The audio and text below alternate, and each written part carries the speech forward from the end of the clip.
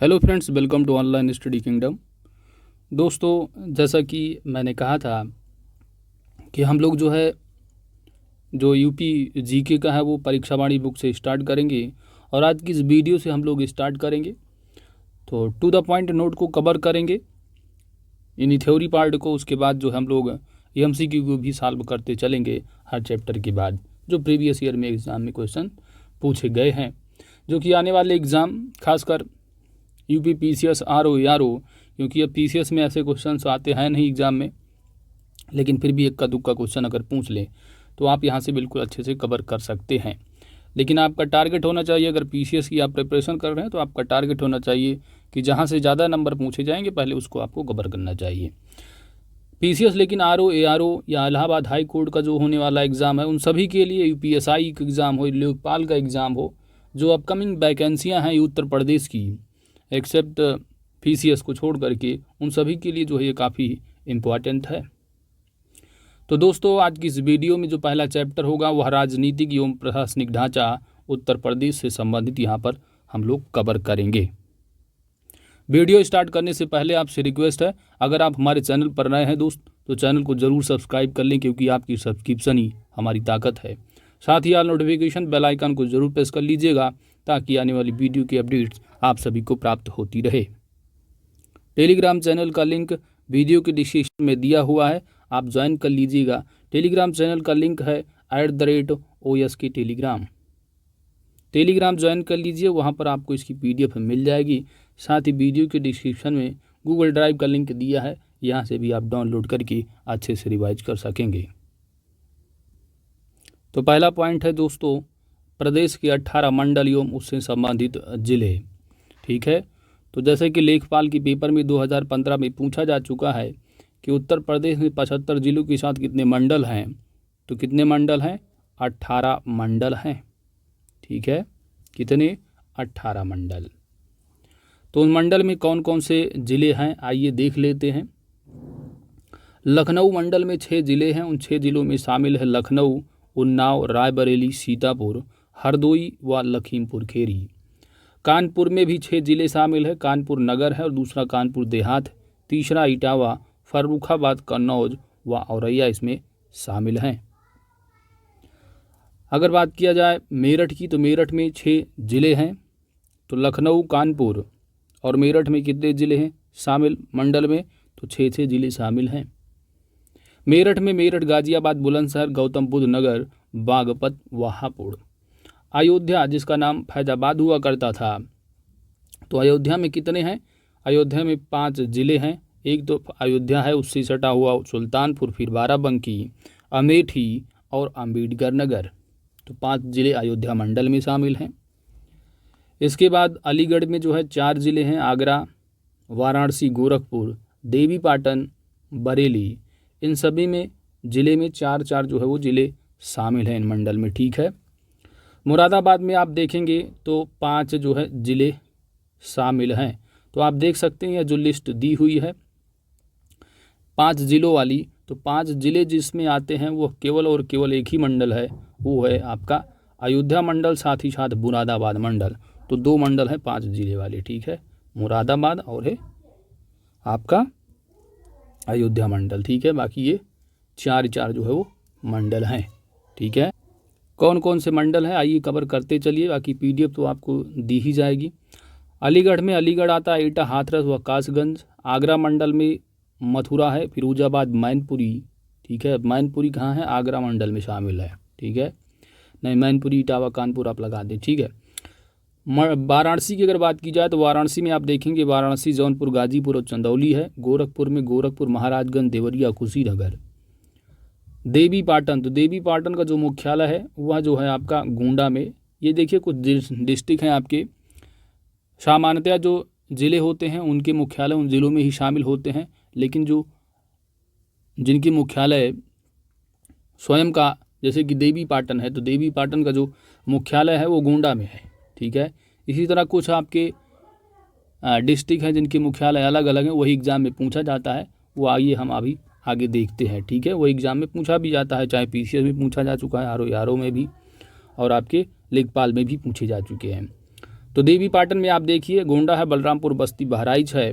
आगे चलते हैं दोस्तों, एक्सक्यूज मी। अगला जो आपका मंडल है वो है मुरादाबाद, बरेली। तो आप देख सकते हैं बरेली में बरेली है, बदायूं, शाहजहांपुर, पीलीभीत है। मुरादाबाद में मुरादाबाद, रामपुर, बिजनौर, अमरोहा, संभल है। प्रयागराज में प्रयागराज, प्रतापगढ़, फतेहपुर, कौशाम्बी। चित्रकूट धाम में चित्रकूट, बांदा, हमीरपुर, महोबा। ठीक है, ये मुख्यालय आइए आगे हम स्पेशली देखेंगे। मिर्ज़ापुर, तो मिर्ज़ापुर जो है वो 3 जिलों का मंडल है, मिर्ज़ापुर, सोनभद्र, भदोही। आजमगढ़, आजमगढ़, मऊ, बलिया। बस्ती में देखेंगे तो बस्ती, सिद्धार्थनगर और संत कबीर नगर है। झांसी मंडल में तो झांसी, ललितपुर और जालौन शामिल है। ठीक है। सहारनपुर की अगर बात की जाए तो सहारनपुर में मुजफ्फरनगर व शामली जो है इसमें शामिल हैं। ठीक है। अगला जो टॉपिक है दोस्तों वो आपका मोस्ट इंपॉर्टेंट टॉपिक है, यहीं से आपके एग्जाम में क्वेश्चन बनते हैं, चाहे वो पीसीएस का हो, आरओ आरओ, सभी क्वेश्चन आपको यहाँ से देखने को मिलते हैं। तो अमेठी, आइए यहाँ पर देखते हैं, जैसे कि जो जनरली जो आपके डिस्ट्रिक्ट होते हैं उनके मुख्यालय उसी डिस्ट्रिक्ट में होते हैं। जैसे दोस्तों आप इसको देख रहे हैं, इस लिस्ट में आप देखेंगे कि ज़िले दे रखे हैं, मुख्यालय। तो लखीमपुर खीरी का मुख्यालय खीरी है। सोनभद्र का आप देखेंगे ये रॉबर्टगंज।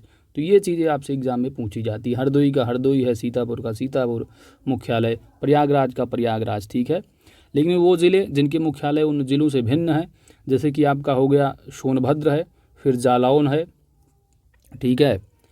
इसके बाद आप देखेंगे ये जो ब्लैक भी दे, ये सभी जो है इनके अलग अलग जो है वो दिए हैं। ठीक है।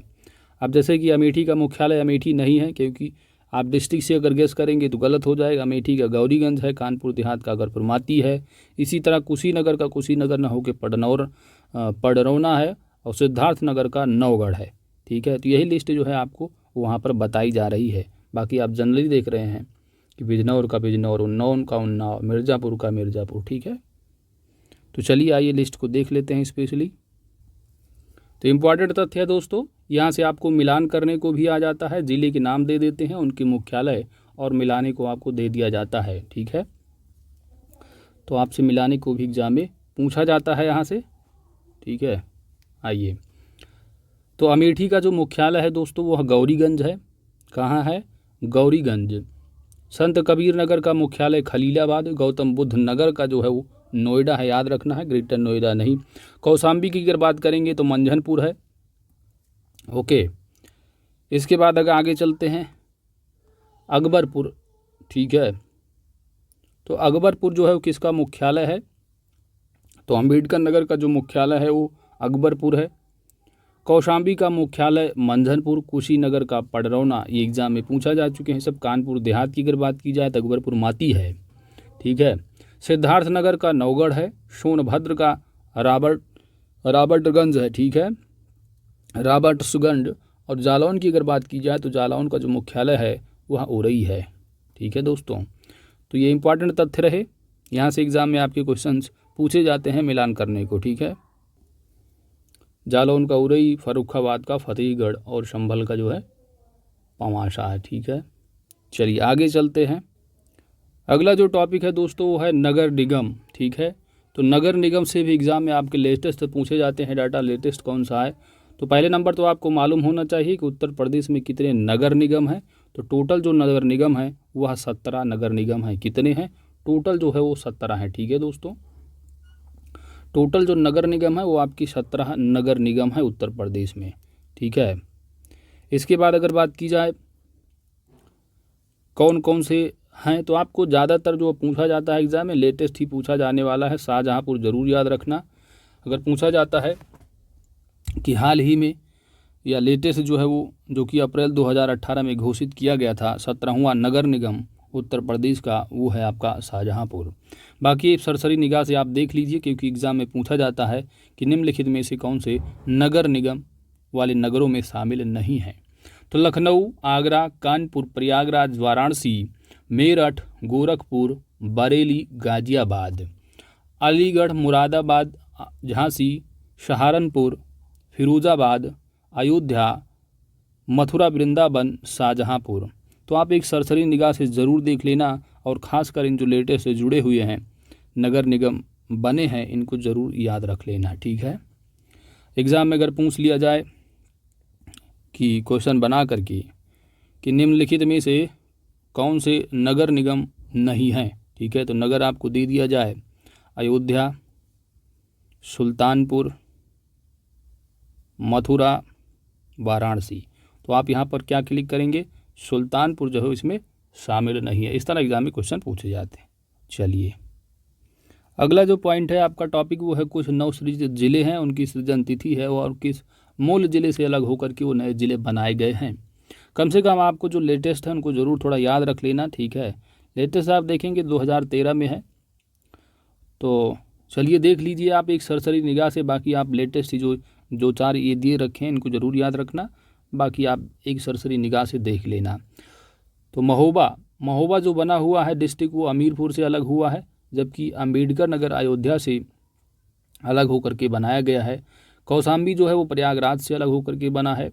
अमरोहा मुरादाबाद से, हाथरस अलीगढ़ व मथुरा से, जबकि चित्रकूट जो है वो बांदा से अलग होकर के बनाया गया एक नया डिस्ट्रिक्ट चित्रकूट।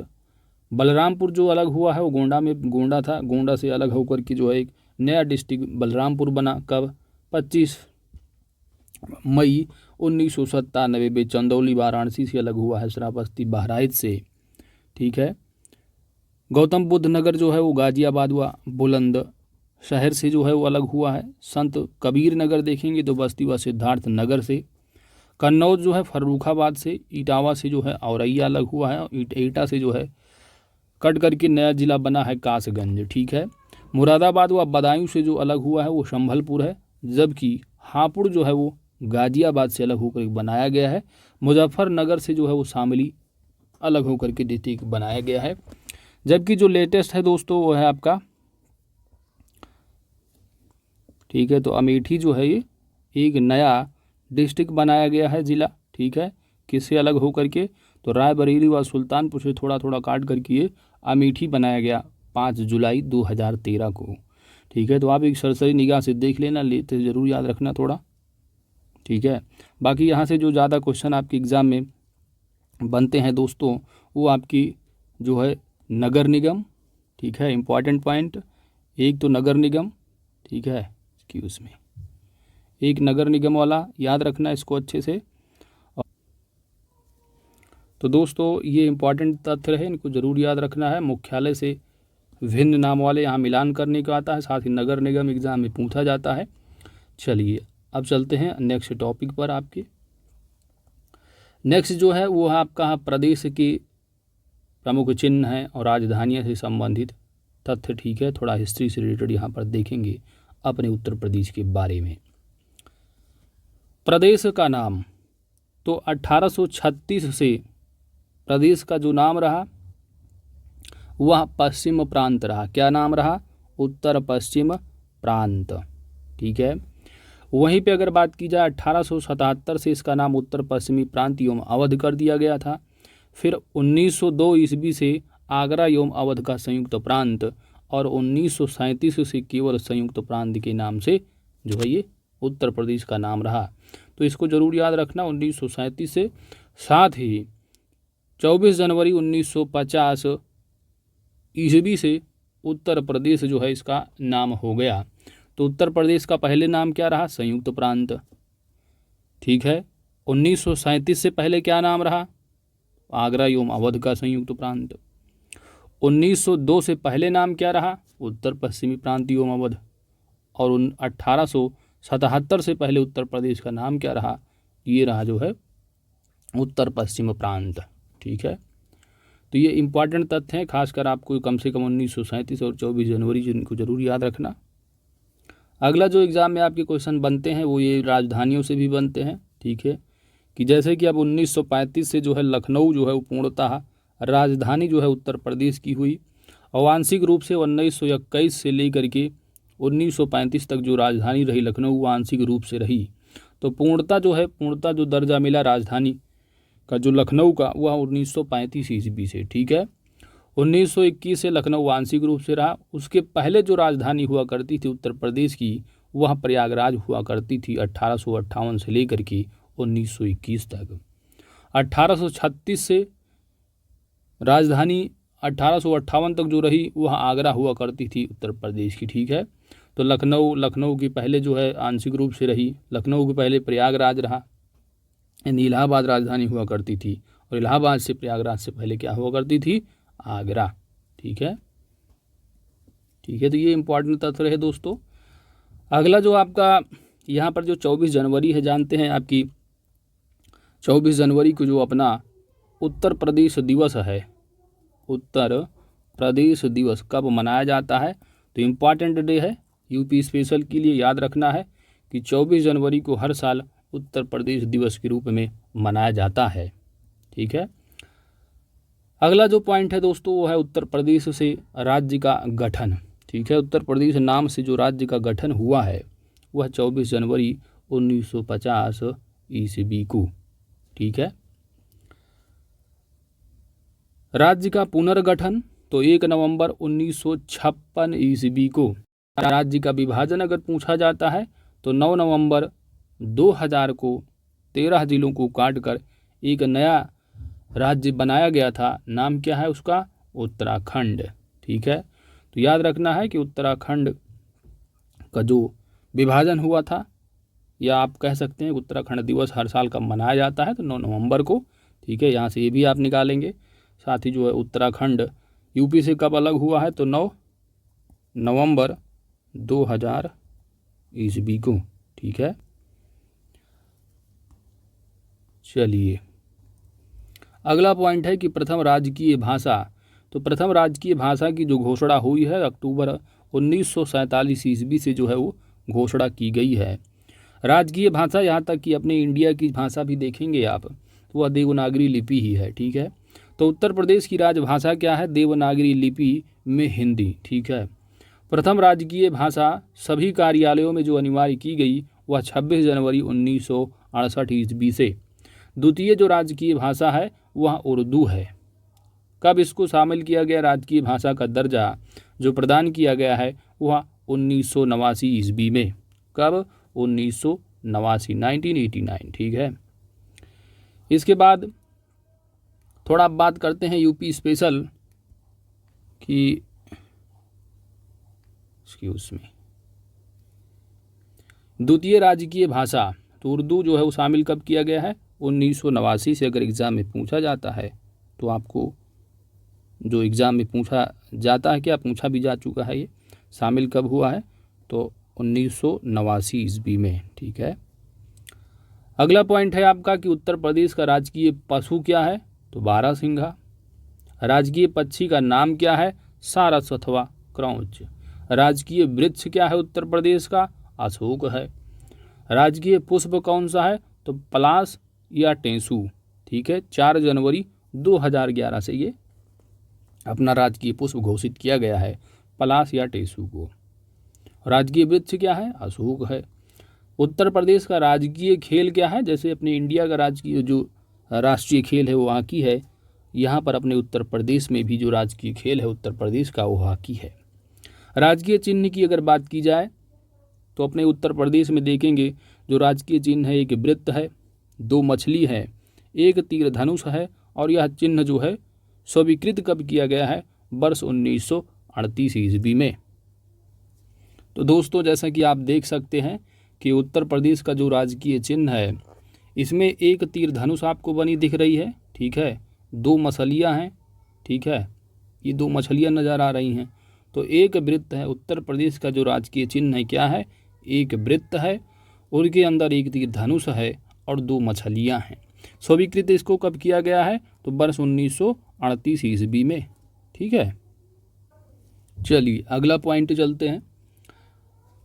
एक्सक्यूज मी, अगला पॉइंट है दोस्तों कि प्रदेश की शासनिक एवं प्रशासनिक संरचना। तो राष्ट्रीय राजधानी क्षेत्र दैट इज एनसीआर में सम्मिलित उत्तर प्रदेश के कितने जिले हैं, तो ये भी काफ़ी इम्पोर्टेंट तथ्य है, इसको जरूर याद रखना। 8 जिले हैं जो एनसीआर राष्ट्रीय राजधानी एनसीआर में जो शामिल होने वाले उत्तर प्रदेश के ज़िले हैं वह कौन कौन से हैं, तो ये मेरठ है, गाजियाबाद है, गौतम बुद्ध नगर है, बुलंदशहर है, हापुड़ है, बागपत, मुजफ्फरनगर व शामली। तो ये 8 जो डिस्ट्रिक्ट हैं यह एनसीआर में शामिल हैं उत्तर प्रदेश के ज़िले। ठीक है, एनसीआर में शामिल करने हेतु प्रस्तावित जिले कौन कौन से हैं? तो प्रस्तावित जिलों की संख्या 4 है। प्रस्तावित अगर पूछा जाता है तो 4 जिले हैं, मथुरा, अलीगढ़, हाथरस व सहारनपुर। और ऑलरेडी जो शामिल किए जा चुके हैं वो 8 डिस्ट्रिक्ट हैं, ठीक है। मेरठ, गाजियाबाद, गौतम बुद्ध नगर, बुलंदशहर, हापुड़, बागपत, मुजफ्फरनगर व शामिली। तो दोस्तों आप देख सकते हैं उत्तर प्रदेश का मैप है। अब जो आपके एनसीआर में शामिल हैं उत्तर प्रदेश के ज़िले, वो 8 ज़िले हैं। कौन कौन से हैं? तो ये आपका ये एनसीआर का मतलब है आपका नेशनल कैपिटल रीजन, ठीक है, राष्ट्रीय राजधानी क्षेत्र में शामिल जो उत्तर प्रदेश के ज़िले हैं। प्रस्तावित की बात नहीं कर रहे हैं, यहाँ पर 8 ज़िलों की जो शामिल ऑलरेडी किए जा चुके हैं। शामिली है मुजफ्फरनगर, बागपत, मेरठ, गाजियाबाद, गौतम बुद्ध नगर, हापुड़ और ये बुलंदशहर, ठीक है। तो 1 2 3 4 5 6 7 8 ये जो है ऑलरेडी एनसीआर में शामिल किए जा चुके हैं। एनसीआर में जो जाते हैं हरियाणा के और उत्तर प्रदेश और राजस्थान के जो है इसमें शामिल किए जाते हैं डिस्ट्रिक्ट, ठीक है, दिल्ली के भी। तो एनसीआर जो है, एनसीआर में शामिल होने के बाद क्या होता है कि जो डिस्ट्रिक्ट जो शामिल हो जाते हैं उनका अच्छा खासा जो है डेवलपमेंट किया जाता है, ठीक है। तो इसलिए जो है एनसीआर में शामिल होता है तो लोग खुश हो जाते हैं, थोड़ा हमारा डिस्ट्रिक्ट शामिल हो गया। चलिए, अच्छा, और प्रस्तावित में कितने हैं दोस्तों? तो 4 हैं। एक तो जो आप देख रहे हैं इधर मैप में, एक्सक्यूज में, ठीक है, ये सहारनपुर है, ठीक है। तो सहारनपुर जो है इसको भी जो है वो एनसीआर में प्रस्तावित है कि इसको शामिल किया जाएगा। प्रस्ताव वो जो है वो भेजा जा चुका है NCRPB, ठीक है, जो national capital region planning board है, इसको प्रस्ताव भेजा गया है कि इसको भी शामिल किया जाए। तो आप देख सकते हैं सहारनपुर है, प्रस्तावित में 4 है, ठीक है, मथुरा है, अलीगढ़ और हाथरस। बाकी ऑलरेडी जो है बुलंदशहर, हापुड़, गौतम बुद्ध नगर, ये सब जो आप देख रहे हैं ये दिल्ली से सटे हुए एनसीआर थी, इन सबको जो है ऑलरेडी शामिल किया जा चुका है। तो 4 प्रस्तावित हैं, सहारनपुर, मथुरा, हाथरस और अलीगढ़, ठीक है। अच्छा, ये सहारनपुर, एक क्वेश्चन और जो है फेमस क्वेश्चन बनता है किसी भी एग्ज़ाम में कि उत्तर प्रदेश का एक ऐसा कौन सा ज़िला है जो मात्र और मात्र जो है वो हिमाचल प्रदेश को टच करता है, छूता है, वो है सहारनपुर। तो उत्तर प्रदेश का सहारनपुर ज़िला एकमात्र ऐसा ज़िला है जो हिमाचल प्रदेश को छूता है, यानी बाउंड्री शेयर करता है, ठीक है। तो यहाँ से ये फैक्ट निकल रहा। चलिए आगे चलते हैं। बाकी यहाँ पर आप देख सकते हैं कि ऑलरेडी एनसीआर में कौन कौन से शामिल हो चुके हैं। शामली, मुजफ्फरनगर, बागपत, मेरठ, ठीक है, गाजियाबाद, हापुड़, गौतम बुद्ध नगर और ये बुलंदशहर। तो 1 2 3 4 5 6 7 और 8, तो ये 8 जो है ऑलरेडी शामिल हैं, ठीक है दोस्तों, एनसीआर में। यहाँ से एक क्वेश्चन आपको देखने को मिल सकता है कि कौन से प्रस्तावित हैं या कौन से ज़िले में से शामिल नहीं हैं। अगला जो आपका पॉइंट है दोस्तों वो है कि अप्रवासी भारतीयों की समस्याओं हेतु राज्य में एनआरआई विभाग का गठन कब हुआ था? तो यह 18 जुलाई 2014 ईस्वी को एनआरआई विभाग का गठन किया गया था। एनआरआई दिवस हर साल उत्तर प्रदेश में जनवरी में प्रतिवर्ष मनाया जाता है। प्रदेश में मतदाताओं की कुल संख्या कितनी है? तो ये जनवरी 2017 के आंकड़ों पर आधारित है, यह 14.12 करोड़ है। राज्य विधानमंडल, ठीक है, ये मतदाताओं की संख्या है। जैसे कि आप जानते हैं कि 2017 में जो है उत्तर प्रदेश का विधानसभा का जो मेंबर ऑफ लेजिस्लेटिव असेंबली, ठीक है, MLA का जो चुनाव हुआ था वह मतलब कि 2017 में हुआ था। तो ये 2017 तो जनवरी का लेटेस्ट डाटा है उसका, ठीक है। यहाँ पर उस समय जो मतदाताओं की संख्या रही वह 14.12 करोड़ रही। राज्य विधानमंडल कितने हैं उत्तर प्रदेश में?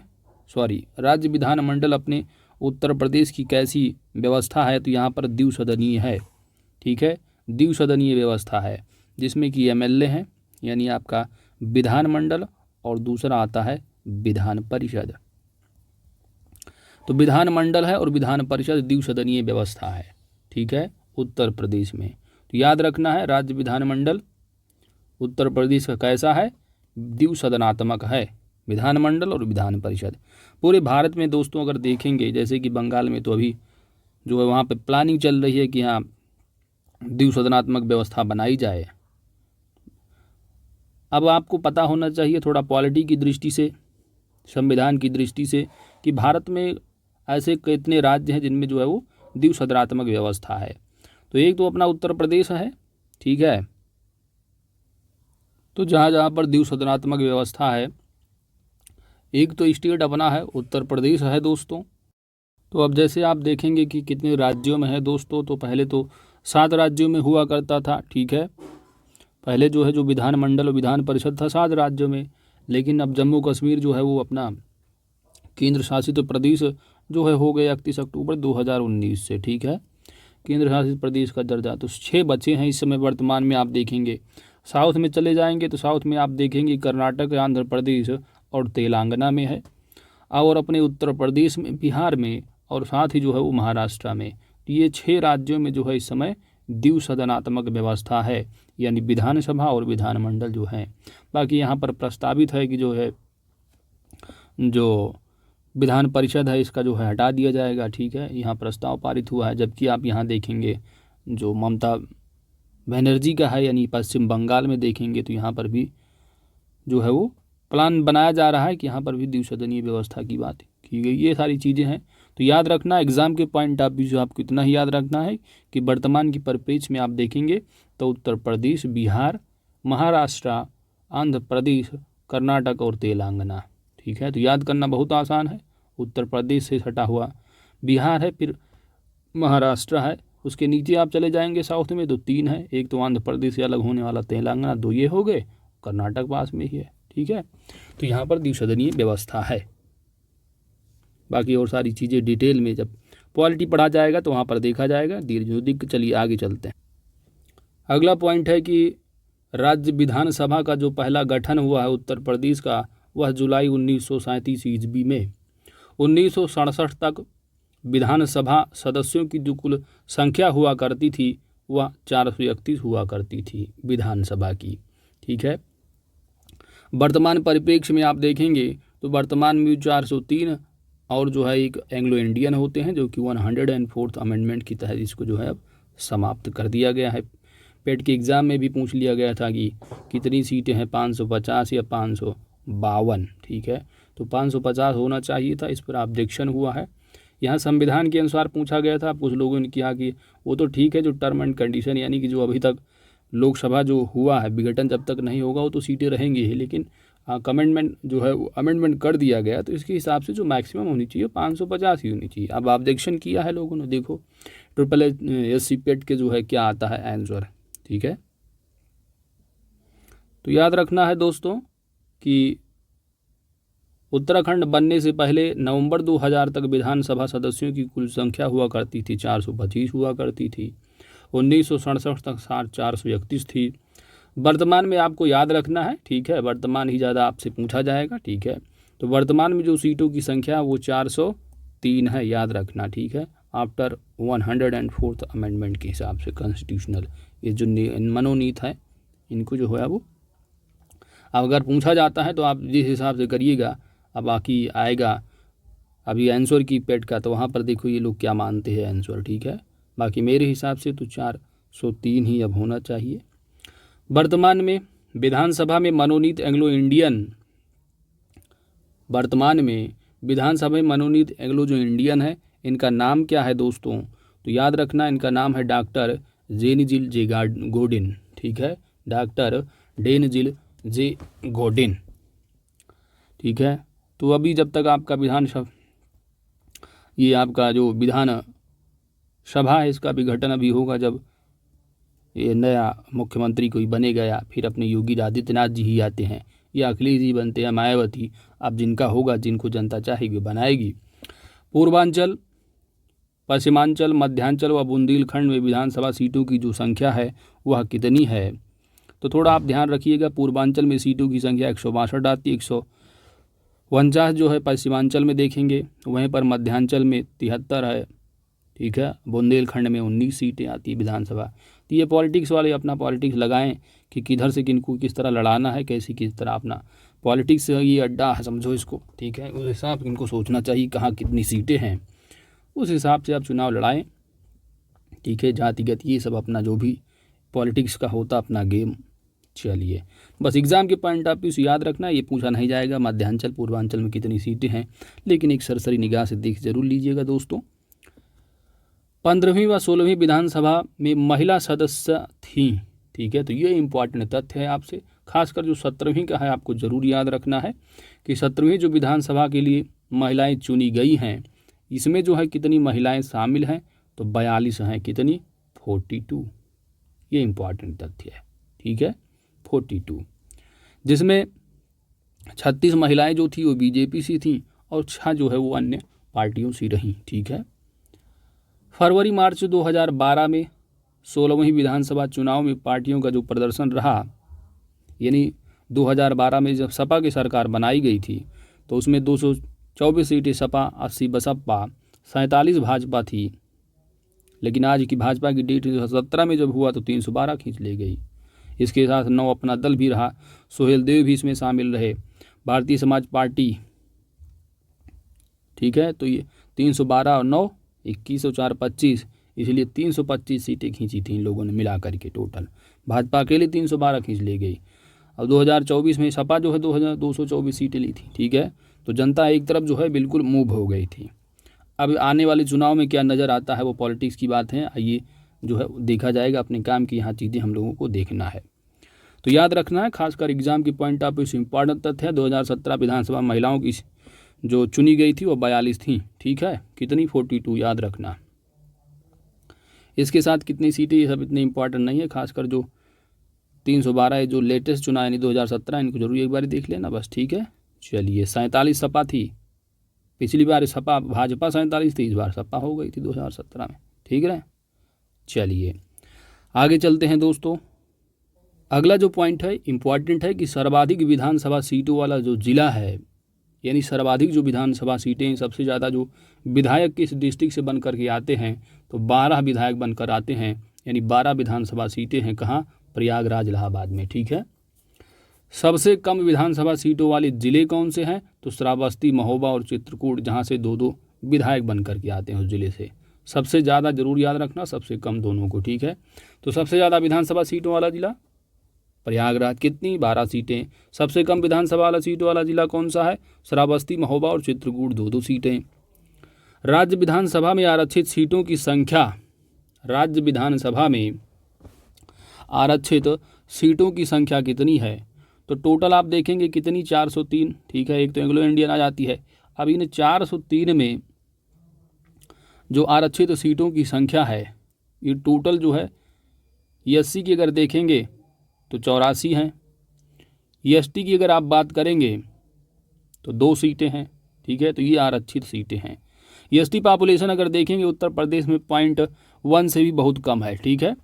तो यहाँ सीटों की जो संख्या है एसटी की वो मात्र 2 सीटें हैं, अकॉर्डिंग टू 2017 में जो चुनाव हुआ था इसके हिसाब से, ठीक है।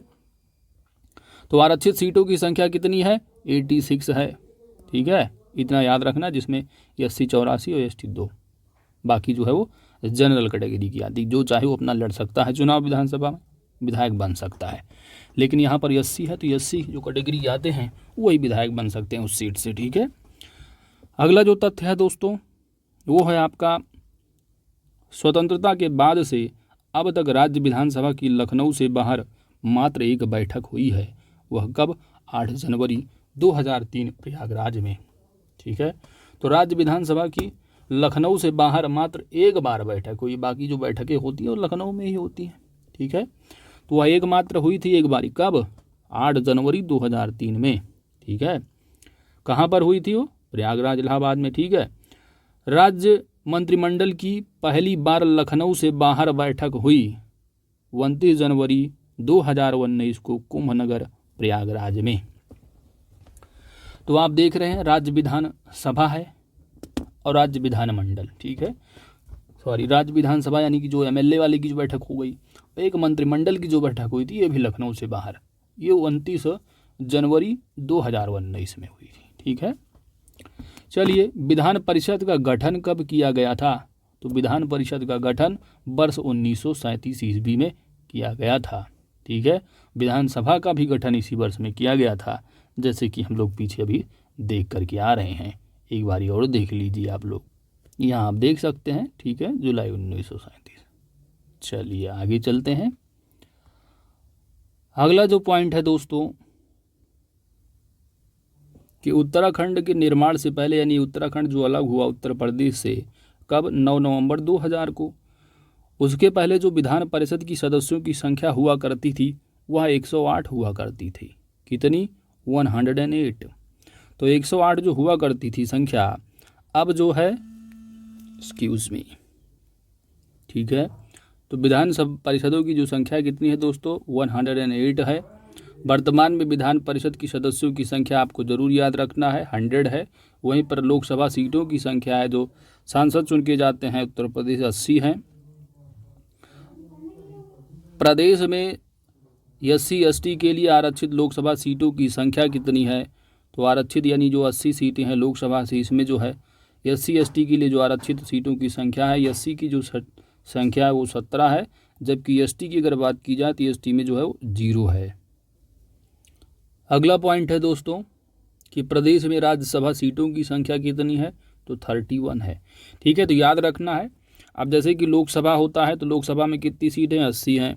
वहीं पर राज्यसभा की अगर बात की जाएगी, राज्यसभा की, तो राज्यसभा के 31 मेंबर जाते हैं उत्तर प्रदेश से, लोकसभा के 80। दूसरा है आपका जो है लोकसभा की, जैसे कि MLA का आ जाता है, तो MLA की सीटों की संख्या कितनी है? तो 403 है, एक एंग्लो इंडियन की आ जाती है। वहीं पर विधान परिषद द्विसदनीय है, तो विधान परिषद में कितनी सीटें हैं? 100 सीटें हैं। ठीक है, तो ये चीज़ें याद रखना है। चलिए अगला पॉइंट है दोस्तों कि प्रथम बार राष्ट्रपति शासन उत्तर प्रदेश में कब लगाया गया था? तो मोस्ट इम्पॉर्टेंट तथ्य है, याद रखना है आपको कि पहली बार जो उत्तर प्रदेश का शासन यानी राष्ट्रपति शासन जो लगाया गया था उत्तर प्रदेश में, यह 25/2/1968 से 25/2/1969 ईस्वी तक, यानी 1968 में पहली बार जो है ये राष्ट्रपति शासन लगाया गया था। अब तक उत्तर प्रदेश में कितने राष्ट्रपति शासन लगाए जा चुके हैं, यानी कितनी बारी? तो 10 बार लगाए जा चुके हैं। कितनी बार? 10 बार। तो इम्पॉर्टेंट तथ्य हैं, याद रखना है। अगला प्रश्न है अगला पॉइंट है आपका कि निकटतम जो 10वां राष्ट्रपति शासन जो लगाया गया था, लेटेस्ट जो आपका समझ सकते हैं, तो यह वर्ष 2002 में। ठीक है, 8/3/2002 से लेकर के 3/5/2002 तक। अगला पॉइंट है कि जनगणना के समय छोटे बड़े नगरों की कुल संख्या कितनी है? तो याद रखना है, कुल नगरों की अगर संख्या पूछी जाती है सेंसस के हिसाब से, ठीक है, तो याद रखना है 915। कितने? 915। इम्पॉर्टेंट तथ्य है, मोस्ट इम्पॉर्टेंट तथ्य है, याद रखना है। ठीक है, अगर सेंसस के हिसाब से पूछा जाता है तो नगरों की संख्या याद रखना है 915। वहीं पर जनगणना के समय अगर वैधानिक नगरों की संख्या, ये वैधानिक याद रखना। ठीक है, अगर वैधानिक पूछ लिया जाता है तो कम हो जाएगा, 648। ठीक है, तो कुल नगरों की संख्या कितनी है? 915 है। और वैधानिक नगरों की कितने है? 648। That's it. आगे चलते हैं। अगला पॉइंट है कि सर्वाधिक व सबसे कम वैधानिक नगर वाले जो जिले हैं वह कौन से हैं? तो यह है बदायूं, जिसमें कि 23 हैं, और श्रावस्ती में मात्र 2 हैं। तो सबसे अधिक कौन सा है? बदायूं है, जिसमें कि 23 जो है वो वैधानिक नगर हैं। सबसे कम श्रावस्ती 2 हैं। राज्य में योजनाबद्ध नगर 3 हैं, तो एक है नोएडा, ग्रेटर नोएडा व न्यू कानपुर सिटी। ठीक है, आवास एवं विकास परिषद कितने हैं उत्तर प्रदेश में? तो 54 है। विकास प्राधिकरण संख्या कितनी है? 28 है। विशेष क्षेत्र विकास प्राधिकरण कितने हैं? तो 5 हैं। संभागों यानी मंडलों की संख्या कितनी है? तो 18 है। एग्जाम में पूछा जा चुका है लेखपाल के। उस दिन हम पिछले आप लिंक देखेंगे, प्रीवियस वीडियो की देखेंगे, उसमें कि जो लेखपाल हमने राजस्व वाला करा है कि प्रीवियस ईयर में किस तरह क्वेश्चन पूछे गए हैं, तो इसमें पूछा गया था कितने मंडल है। ठीक है, तो याद रखना है 18वां जो मंडल है वो कौन सा है? अलीगढ़ है, जो कि अप्रैल 2008 में सृजित किया गया था। लेटेस्ट कौन सा है? अलीगढ़। ठीक है, सबसे बड़े संभाग यानी सबसे बड़े जो मंडल हैं दोस्तों वो कानपुर, लखनऊ, मेरठ है, जिसमें कि 6 जिले आते हैं। 5 जिले वाले 2 थे, ठीक है, एक तो अयोध्या था, दूसरा जो है आपका मुरादाबाद था, ठीक है। तो सबसे छोटे संभाग यानी सबसे छोटा मंडल मिर्ज़ापुर, और ये आपका आजमगढ़, बस्ती, झांसी व सहारनपुर, इसमें 3 जिले आते हैं, ठीक है। जिलों की संख्या कितनी है? तो 75 जिले हैं। कितने टोटल? 75 जिले हैं, ठीक है। थोड़ा एग्जाम के पॉइंट ऑफ व्यू से थोड़ा आप बता देता हूं दोस्तों कि जो 72 जिले थे, 75 जिले जो हो गए हैं, इसमें 3 जो लेटेस्ट जुड़े थे ना, उनको ज़रूर याद रखना, एग्जाम में पूछे भी जा सकते हैं। 72वां, ठीक है, 73वां, 74वां और 75वां। तो 73वां जो जिला है वो प्रबुद्ध नगर है, जबकि 74वां जो जिला है वह पंचशील नगर है, वहीं पर जो 75वां जिला है वह भीमनगर है। तो इन तीनों को जरूर याद रखना, ठीक है। चलिए दोस्तों, बस इतना तथ्य आप याद रखना कि 73वां जो है प्रबुद्ध है, पंचशील है, ठीक है। तो पी से प्रबुद्ध है, पी से पंचशील है, 73 74, जबकि ये भीमनगर है, ठीक है, 75वां। दैट्स इतना इंपॉर्टेंट तथ्य याद रखना, ठीक है। तो जो इंपॉर्टेंट तथ्य बता रहे हैं इनको जरूर याद रख लेना आप, एक नोट पॉइंट बना लेना, बाकी ठीक है। तो यहाँ पर जो है जिलों की संख्या टोटल कितनी है दोस्तों? 75। 73वां हमने कौन सा बताया? 73वां जो बताया वो प्रबुद्ध नगर। 74वां कौन सा बताया? तो पंचशील था। 75वां कौन सा था? तो भीमनगर था, ठीक है। ये थोड़ा लेटेस्ट, इनको जरूर याद रखना। चलो, क्योंकि 72 हुआ करती थी, 75 हुआ। तहसीलों की संख्या कितनी है? तो उत्तर प्रदेश 2020 के हिसाब से वर्तमान डाटा जो है वो तहसीलों की जो संख्या है वह कितनी है? तो 351 है। कितनी तहसीलों की संख्या है? 351। लेखपाल की तैयारी कर रहे हैं तो आप इन तहसीलों की संख्या को जरूर याद रखना, 351। नगर निकायों वाले कुल नगर कितने हैं? तो 707 हैं उत्तर प्रदेश 2020 के हिसाब से आप देखेंगे, यानी लेटेस्ट थोड़ा अपडेटेड है। नगर निगम, तो नगर निगम कितने हैं? तो नगर निगम जो है वो 17 नगर निगम है, तो ये भी इम्पॉर्टेंट है। नगर निकाय यानी नगर पालिका परिषद उत्तर प्रदेश में 200 हैं। नगर निकाय यानी नगर पंचायतें कितनी हैं? तो 490 नगर पंचायतें हैं। जिला पंचायतें कितनी हैं? 75, यानी जो अभी जिला पंचायत अध्यक्ष का चुनाव हुआ है, अध्यक्ष, ठीक है। ब्लॉकों की संख्या कितनी है? तो 825 है। जो ब्लॉक प्रमुखों की संख्या आप कहेंगे तो 825 है, ठीक है। अगला जो पॉइंट है कि क्षेत्र पंचायतों की संख्या कितनी है दोस्तों? तो क्षेत्र पंचायतों की संख्या कितनी? उतनी ही होगी, 825। वहीं पर न्याय पंचायत, तो न्याय पंचायतों की जो संख्या है वह जो है 8135 है, ठीक है। एक्चुअली जो आपका ग्राम पंचायत होती, ग्राम पंचायत, कई ग्राम पंचायतों को मिलाकर एक नया पंचायत बनाया जाता है, ठीक है। तो नए पंचायतों की संख्या कितनी है? 8135 है। वहीं पर गांव सभाएं कितनी है? ग्राम पंचायतें कितनी है? तो अगर उत्तर प्रदेश लेखपाल की तैयारी कर रहे हैं तो उत्तर प्रदेश में आप दे जानिए कि 59,073 जो है वो गाँव हैं। कितने गाँव हैं?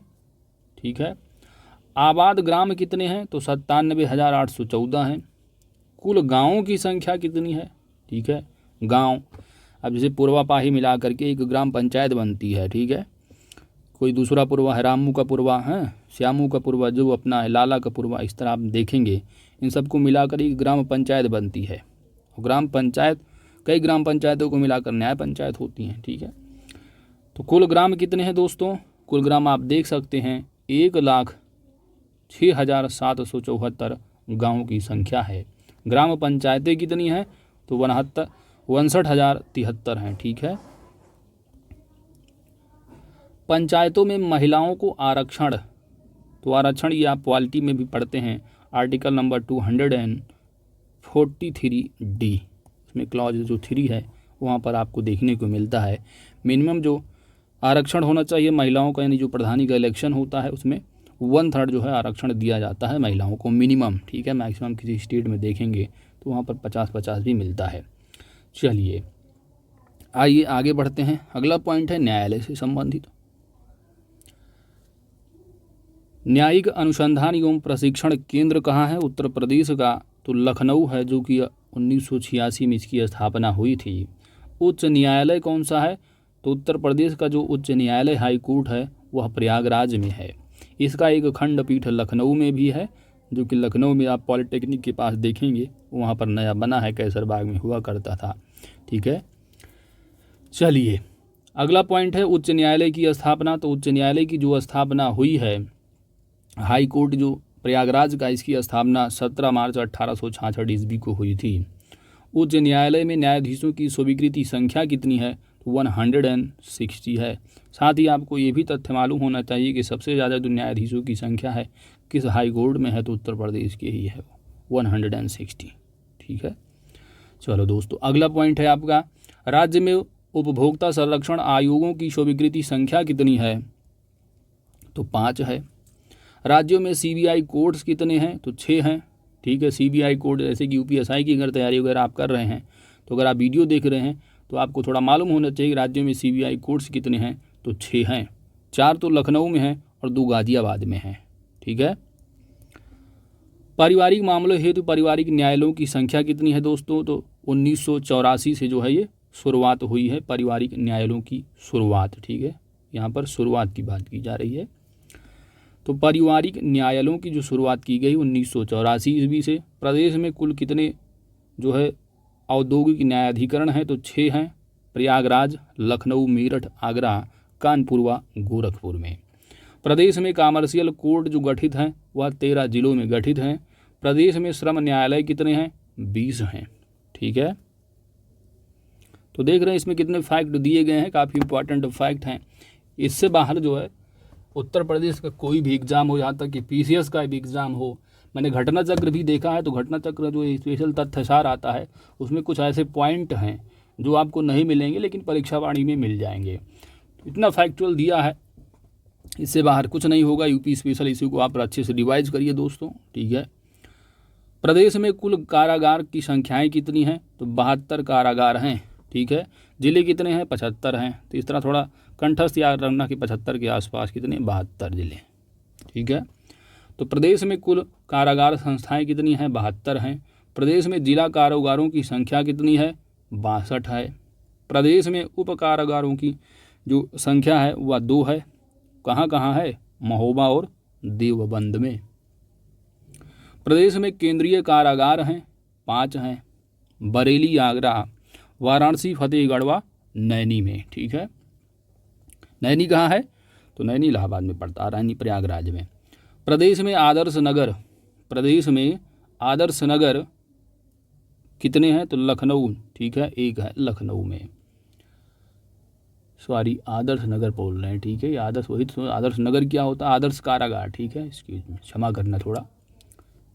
चलिए प्रदेश में नारी बंदी निकेतन 1 है लखनऊ में। ठीक है दोस्तों।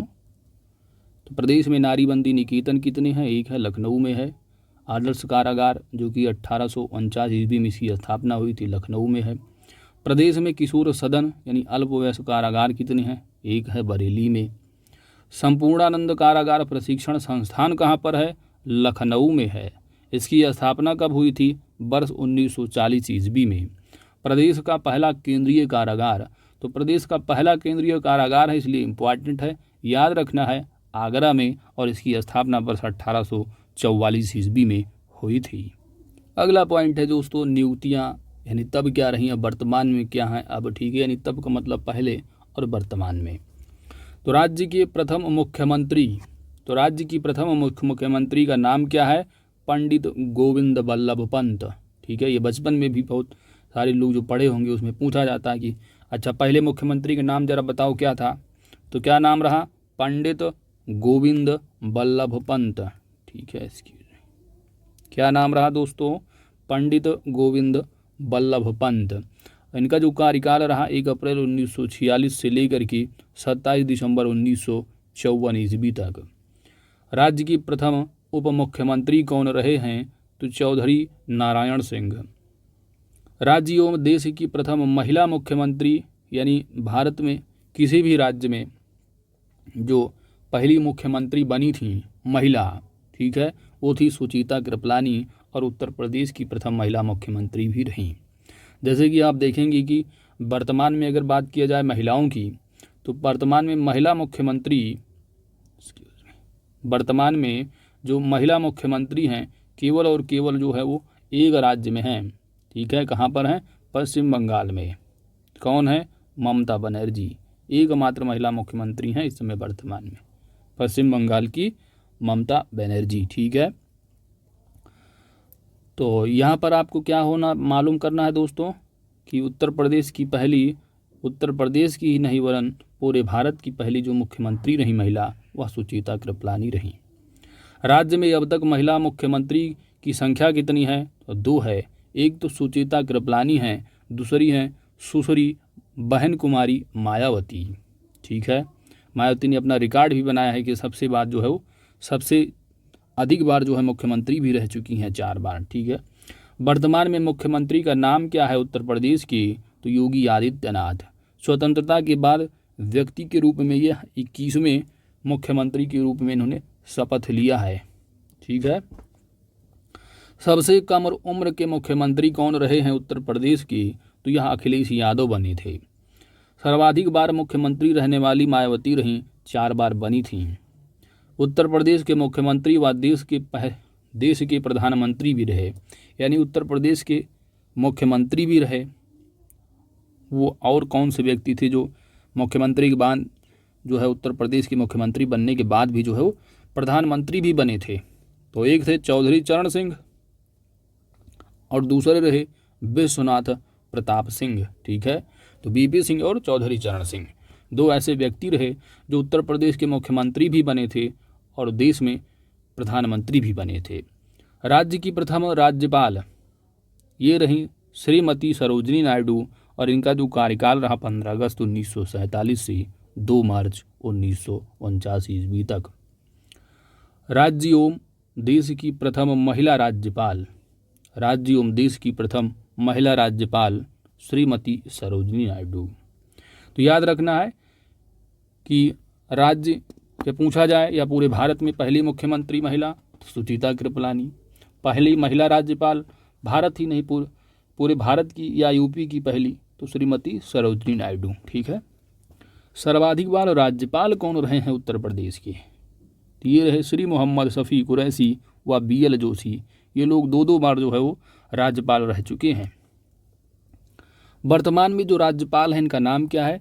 तो यह है श्री आनंदीबेन मफत भाई पटेल। ठीक है, इनका जो कार्यकाल है वह 29 जुलाई 2019 से अभी जो है वो वर्तमान परिप्रेक्ष्य में भी है। ठीक है, स्वतंत्रता के बाद प्रथम विधान परिषद की सभापति कौन रहे हैं? स्वतंत्रता के बाद प्रथम विधान परिषद सभापति का नाम रहा श्री चंद्रभाल। विधान परिषद के वर्तमान सभापति का नाम क्या है? तो इम्पॉर्टेंट तथ्य इसको याद रखना, श्री कुंवर मानवेंद्र सिंह हैं। ठीक है, तो 31 जनवरी 2021 से इनका कार्यकाल जो है स्टार्ट हुआ है। तो यह लेटेस्ट अपॉइंटमेंट है, इसको जरूर याद रखना है, विधान परिषद की सभापति। स्वतंत्रता के बाद प्रथम विधानसभा अध्यक्ष राजर्षि पुरुषोत्तम दास टंडन। एग्जाम में पूछा गया है कई बार। सर्वाधिक बार विधानसभा अध्यक्ष तो श्री आत्माराम गोविंद खेर व केसरीनाथ त्रिपाठी। ये लोग 3 बार जो है वो विधानसभा के अध्यक्ष रह चुके हैं। वर्तमान में विधानसभा अध्यक्ष का नाम क्या है? तो वर्तमान डाटा के हिसाब से आप याद रखना है, इनका नाम है हृदय नारायण दीक्षित। 30/3/2017 से वर्तमान में है। अगला पॉइंट है आपका दोस्तों, वो है वर्तमान विधानसभा अध्यक्ष यानी हृदय नारायण दीक्षित हो गए।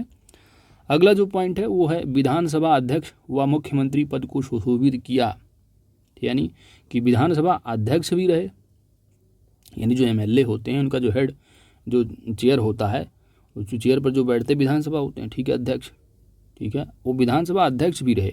उसके बाद वो मुख्यमंत्री भी बने थे। कौन थे वो? तो श्रीपति मिश्र व श्री बनारसी दास, 2 लोग रहे। ठीक है, अगला जो पॉइंट है दोस्तों वो है आपका अगला जो पॉइंट है वो है प्रथम मुख्य न्यायाधीश। ठीक है, यानी जो इलाहाबाद हाई कोर्ट है इसके पहले मुख्य न्यायाधीश कौन रहे हैं? तो ये रहे श्री वाल्टर मोर्गन। ठीक है, न्यायमूर्ति तो लगाया ही जाता है जज। ठीक है, तो न्यायमूर्ति श्री वाल्टर मोर्गन 1866 से 71 तक। तो पहले मुख्य न्यायाधीश का नाम क्या है याद रखना, इंपॉर्टेंट तथ्य है, श्री वाल्टर मोर्गन हैं। वर्तमान में कौन है? तो वर्तमान में जो मुख्य न्यायाधीश हैं, chief justice of Allahabad high court, ये है एम भंडारी। कौन है? एम भंडारी। और ये कार्यान्वयन है, ठीक है। इनका जो कार्यकाल है वो 26 जून 2021 से जो है ये पदस्थ हैं मुख्य न्यायाधीश के तौर पर। अच्छा, ये भी अगला जो पॉइंट है ये भी इम्पॉर्टेंट है आपका। प्रथम लोकायुक्त कौन रहे? तो विशंभर दयाल, ठीक है। उत्तर प्रदेश के पहले लोकायुक्त का नाम क्या है? विशंभर दयाल, ठीक है। याद रखना, इम्पॉर्टेंट तथ्य है।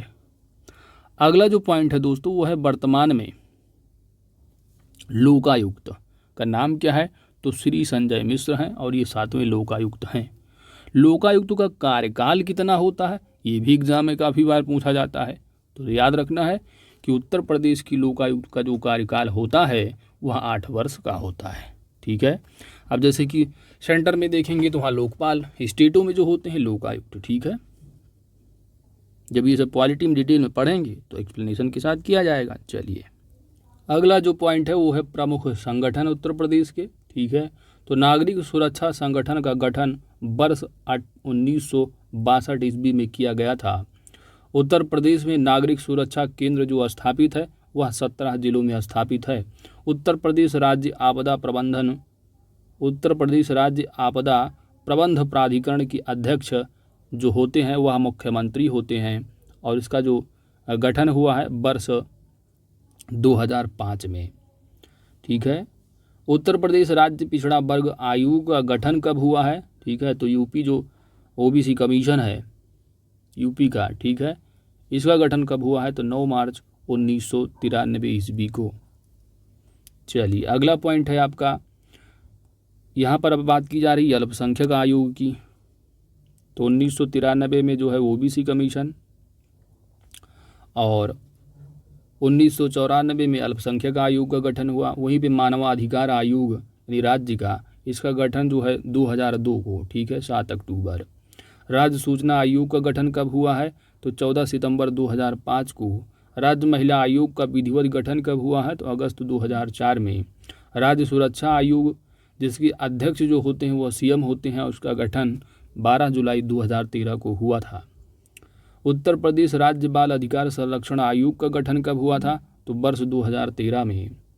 एनआरआई विभाग का गठन यानी प्रवासी भारतीय हित जो गठन किया गया है विभाग का, वह 18 जुलाई 2014 को। Uttar Pradesh migrant resource centre यानी प्रवासी भारतीयों की सुविधा हेतु इसका जो गठन हुआ है वो जो है कब हुआ है? 18 जुलाई 2014 को लखनऊ में किया गया है। इसका सेंटर है आपका Uttar Pradesh migrant resource centre. कहाँ है? लखनऊ में। याद रखना, अगर पूछा जाता है कि Uttar Pradesh migrant resource centre कहाँ पर स्थित है तो वो है लखनऊ में, ठीक है। चलो, अगला पॉइंट चलते हैं दोस्तों। अगला पॉइंट है कि केंद्र की तरह उत्तर प्रदेश में भी शासन प्रशासन की संसाधनात्मक जो है वो प्रणाली लागू है, जिसके 3 प्रमुख अंग होते हैं। कार्यपालिका जिसमें कि राज्यपाल, मंत्रिपरिषद, सचिवालय, निदेशालय व महाधिवक्ता जो है आदि शामिल होते हैं। वहीं पे अगर विधानमंडल की बात की जाए तो राज्यपाल, विधानसभा तथा विधान परिषद जो है इसमें शामिल होते हैं, ठीक है। न्यायालय जो है वो तो याद रखना है दोस्तों, जैसे कि संसद में आप देखें संसाधनात्मक जो प्रणाली है, संसद के जो है 3 अंग होते हैं बताए गए हैं। संसद के 3 अंग कौन कौन से होते हैं? तो एक राष्ट्रपति, दूसरा जो है लोकसभा और राज्यसभा, ठीक है। तो संसद की 3 अंग।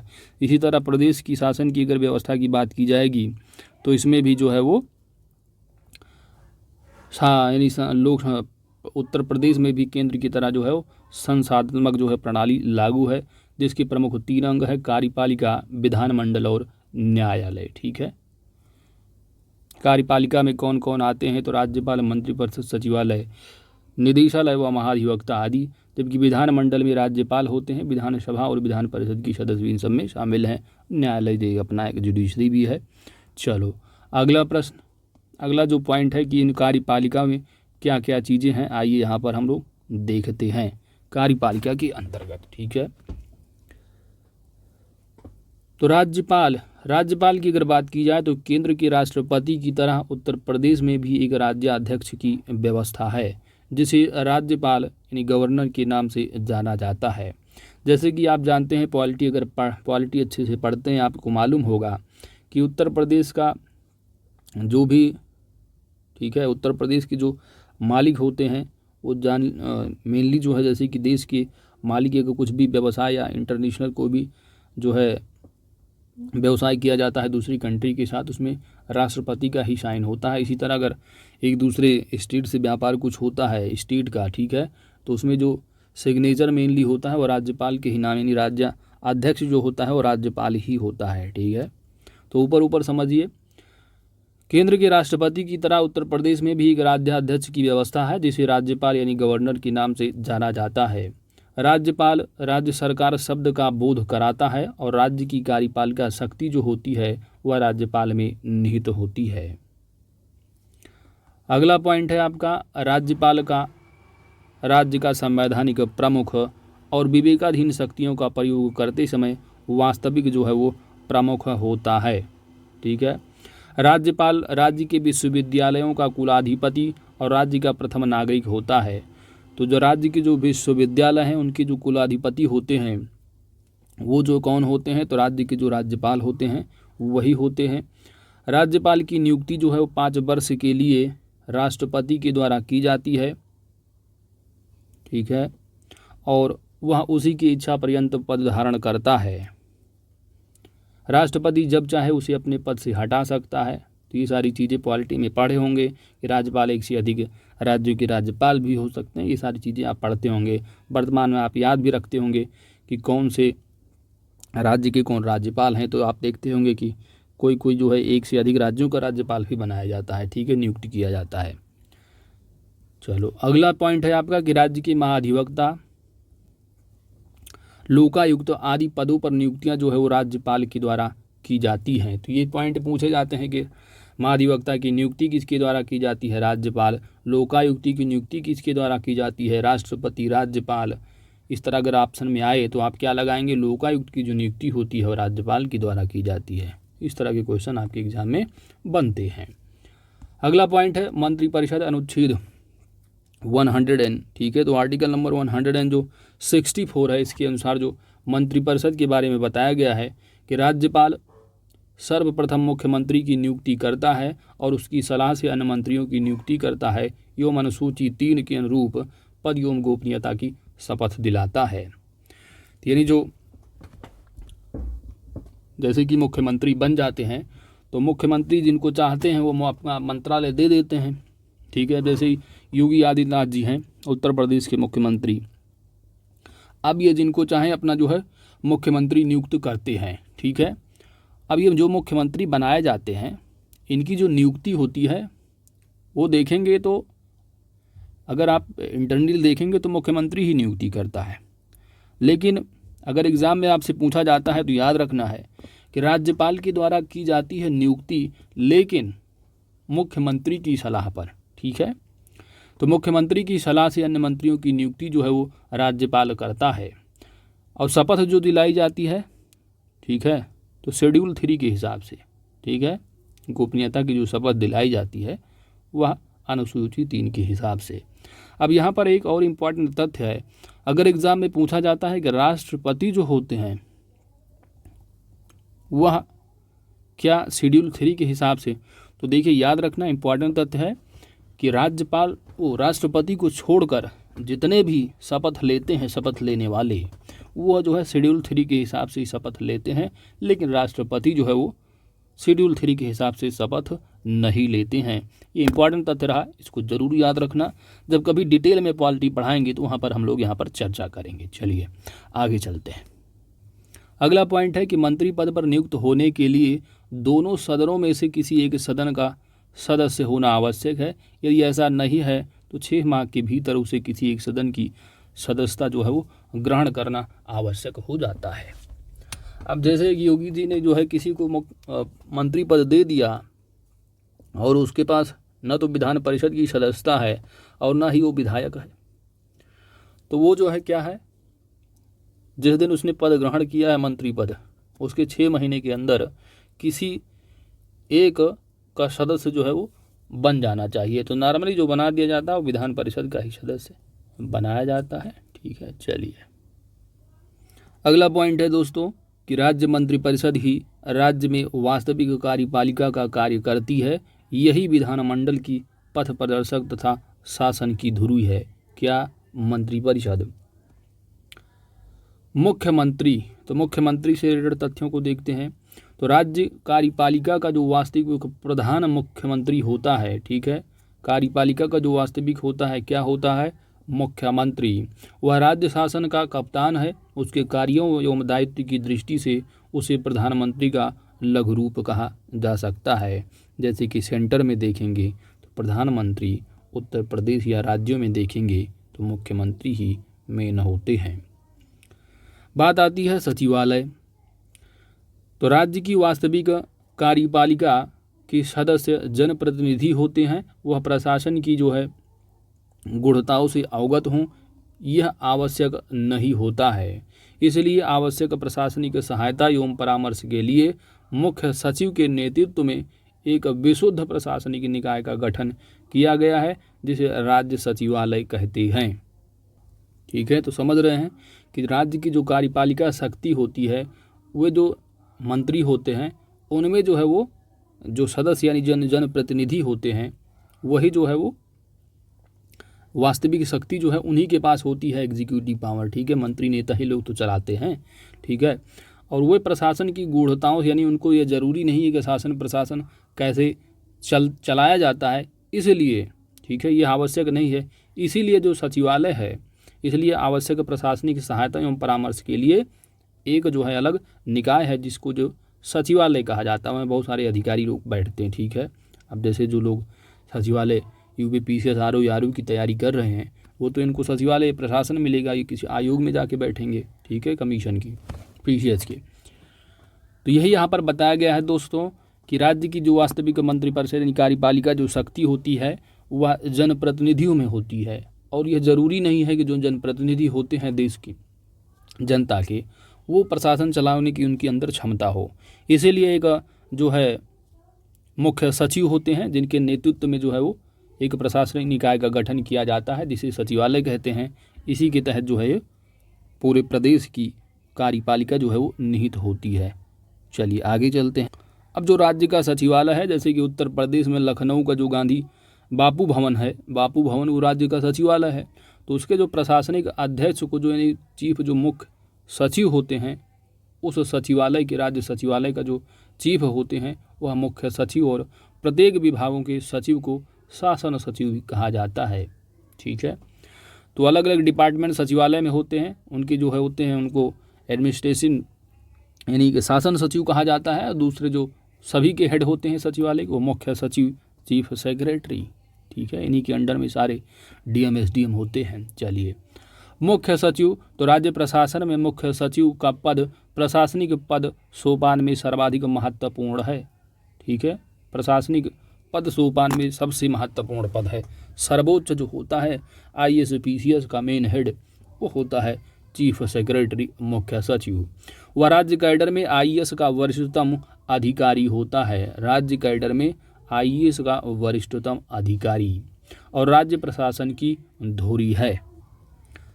कार्यकारी विभाग, निदेशालय, तो राज्य प्रशासन में मंत्रिपरिषद, सचिव, सचिवालय के बाद जो तीसरा अवयव है वह कार्यकारी विभाग है, निदेशालय होता है।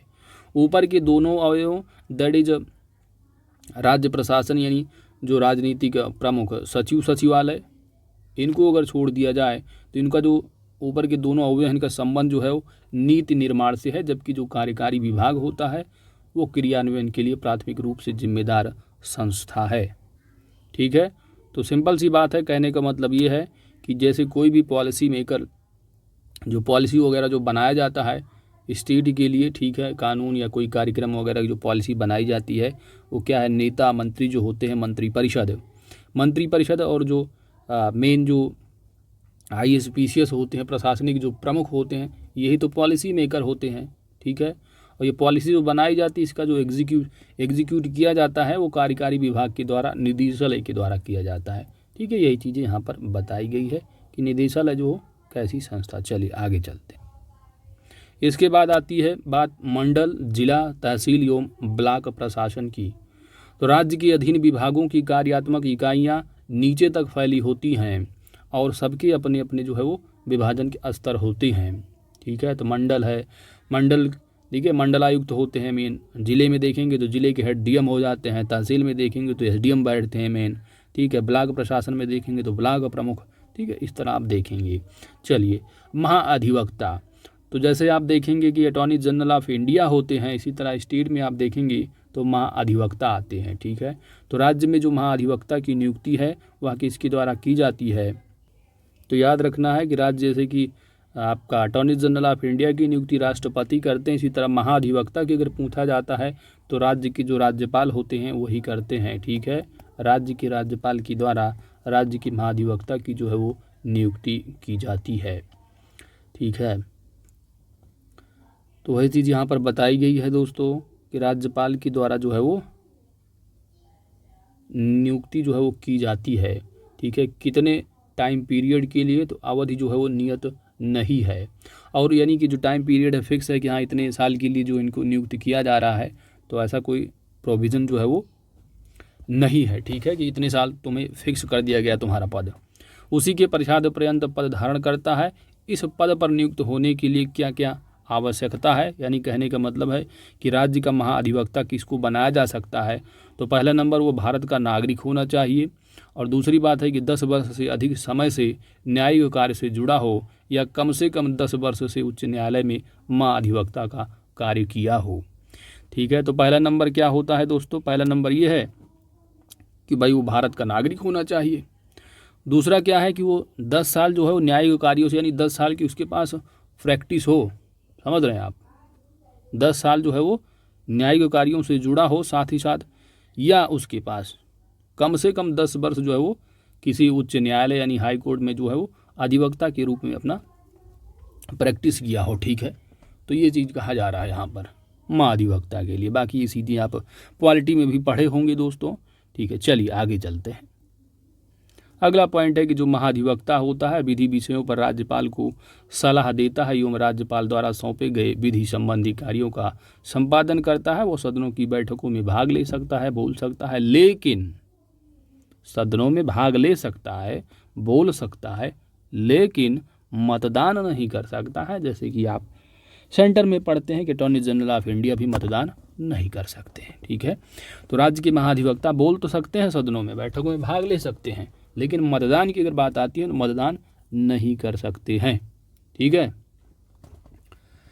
चलो अगला पॉइंट। ठीक है, तो ये रहे महाअधिवक्ता से संबंधित तथ्य। अब जैसे कि कभी कभी सरकार की जो वकालत करते हैं, सरकार राज्य सरकारों की वकालत जो करते हैं वो कौन होते हैं? राज्य के महाअधिवक्ता ही तो पहुंचते हैं कोर्ट में। ठीक है, अब जैसे कि मेनली जो आपका हाथरस कांड हुआ था उसमें जो सरकार की ओर से जो रिप्रेजेंटेटिव थे वहाँ अधिवक्ता ही तो जाते थे वहाँ पर। ठीक है, चलिए अगला चलते हैं दोस्तों। अगला पॉइंट है विधानमंडल से संबंधित। तो राज्य में विधि निर्माण के लिए विधानमंडल की व्यवस्था की गई है। विधि निर्माण, कोई भी कानून जब स्टेट में बनता है तो स्टेट में जिनके पास ज़्यादा एमएलए होते हैं, जो वोटिंग वगैरह होती है, ठीक है, ये सब डिटेल में पॉलिटी में पढ़ा जाएगा। चलिए, तो ऊपर समझिए कि राज्य में विधि निर्माण के लिए विधानमंडल की व्यवस्था की गई है, जिसके 3 अंग होते हैं: राज्यपाल, विधानसभा और विधान परिषद।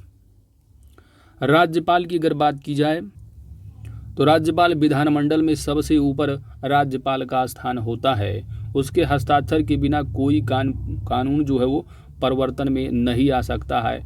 यानी कोई भी जब कानून बनता है, जब तक उस पर राज्यपाल का जो है कंसेंट यानी अनुमति सहमति नहीं मिल जाती है, तब तक कोई भी जो बिल होता है वो एक्ट नहीं बनता है। राज्यपाल सदनों की अधिवेशन आहूत करता है, जैसे कि आप सेंटर में भी पढ़ते हैं राष्ट्रपति आहूत करता है। ठीक है, तो राज्यपाल सदनों की अधिवेशन आहूत करता है, सत्रावसान करता है, विधानसभा का विघटन करता है, दोनों सदनों में अभिभाषण करता है, निम्न सदन में। अब निम्न सदन क्या है? निम्न सदन जो होता है वो विधानमंडल होता है। उच्च सदन क्या होगा? विधान परिषद। जिस तरह आप देखते हैं कि निम्न सदन क्या होता है तो लोकसभा, उच्च सदन जो है राज्यसभा। इसी तरह स्टेट में देखेंगे तो निम्न सदन जो होता है वो विधान परिषद। तो विधान परिषद में बजट रखवाता है, सॉरी निम्न पद सदन है ना, तो यहाँ पर विधानमंडल होगा, ठीक है। तो विधानमंडल में बजट रखवाता है, साक्ष्यों की निर्हताओं का विनिश्चय करता है, ठीक है। विधायकों को राष्ट्रपति के पास भेजने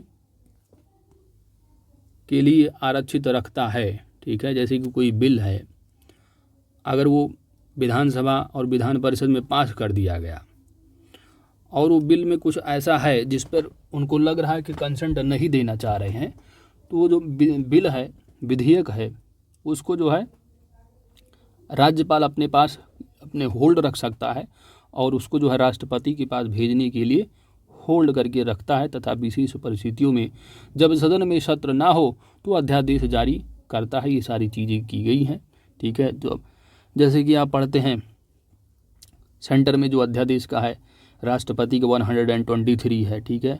213 आप देखेंगे तो राज्य में जो राज्यपाल के पास अध्यादेश की शक्ति होती है, ये सभी चीज़ें यहाँ पर बताई गई हैं, ठीक है। तो बस ऊपर पढ़िए, बाकी पॉलिटी में ये सारी चीज़ें कवर किए होंगे, ठीक है दोस्तों। तो बस आप इतना समझिए यहाँ, ठीक है। चलो आगे चलते हैं, बाकी चीज़ें समझ गए होंगे, ठीक है। कि विधेयकों को राष्ट्रपति जो राज्यपाल अपने पास होल्ड रखते लेता है, राष्ट्रपति को भेजता। विशेष परिस्थितियाँ जब हो जाती हैं, विशेष परिस्थितियाँ जब होती हैं तो सदन में कोई सत्र ना हो तो अध्यादेश भी जारी करता है राज्यपाल, ठीक है। ये राज्यपाल के सभी क्या हैं, विधायी कार्य हैं। आगे चलते हैं दोस्तों।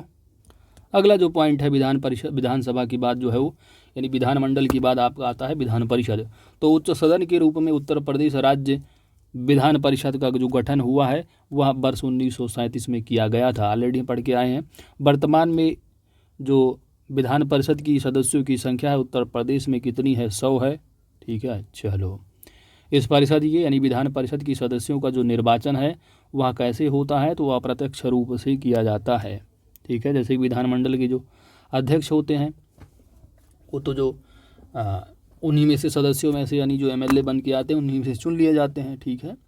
अब यहाँ पर विधान परिषद के सदस्यों की जो बात की जा रही है तो इनका जो विधान परिषद के सदस्यों को जो है अप्रत्यक्ष रूप से निर्वाचक मंडल द्वारा जो है वो इनका चुनाव किया जाता है, ठीक है। सिंगल ट्रांसफरेबल सिस्टम ये सब आप पढ़े होंगे पॉलिटी में। अब ऊपर समझिए कि अप्रत्यक्ष रूप से होता है विधान परिषद के, लेकिन जो विधानमंडल के सदस्य होते हैं, राज्य विधानमंडल के यानी एमएलए होते हैं, उनका तो चुनाव जो है डायरेक्ट जनता के द्वारा किया जाता है, यानी प्रत्यक्ष रूप से। लेकिन इनका जो चुनाव होता है, चुनाव की प्रक्रिया जब पढ़ेंगे तो बताएंगे। ऊपर समझिए कि इसमें जो है विधानमंडल के सदस्य भी शामिल होते हैं, इसमें कुछ अध्यापक भी आते हैं, बहुत सारी चीज़ें हैं, ठीक है। आप यहाँ पर देखेंगे लिखा भी है। चलो, एक निर्वाचक मंडल द्वारा किया जाता है जो कि किस प्रकार होते हैं तो कुल सदस्यों का 1/3 जो है विधानसभा के सदस्यों द्वारा, 1/3 नगर निकाय, जिला वार्डों, स्थानीय प्राधिकारियों द्वारा, 1/12 विधान विश्वविद्यालयों के 3 वर्ष से अधिक पुराने स्नातकों द्वारा। ये सारी चीज़ें दी गई। ये सब एग्जाम में इतना डिटेल में नहीं पूछा जाएगा, बस पूछ लिया जाएगा प्रत्यक्ष होता है कि अप्रत्यक्ष रूप से, ठीक है। या दे दिया जाएगा इनमें से कौन से शामिल नहीं है, ठीक है। इतना लंबा नहीं पूछा जाएगा, बस आगे चलते हैं।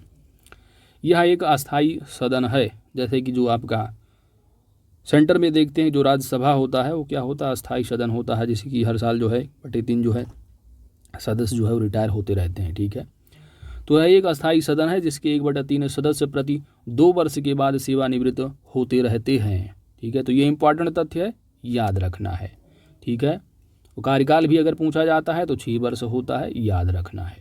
एक अस्थाई सदन है जिसके 1/3 सदस्य, इंपॉर्टेंट तथ्य है, 1/3 सदस्य प्रति 2 वर्ष में, यानी हर दूसरे साल में 1/3 सदस्य जो है वो रिटायर होते रहते हैं, सेवानिवृत्ति। इसलिए जो है इसका अस्थाई सदन है, इसका कभी विघटन नहीं होता है। अब जो सदस्य मान लो 100 सदस्य हैं, अब 1/3 सदस्य जो है प्रति दूसरे वर्ष जाते हैं। अब जैसे सदस्य सेवानिवृत्त हुए फिर चुनाव हुआ फिर आ जाते हैं इसमें।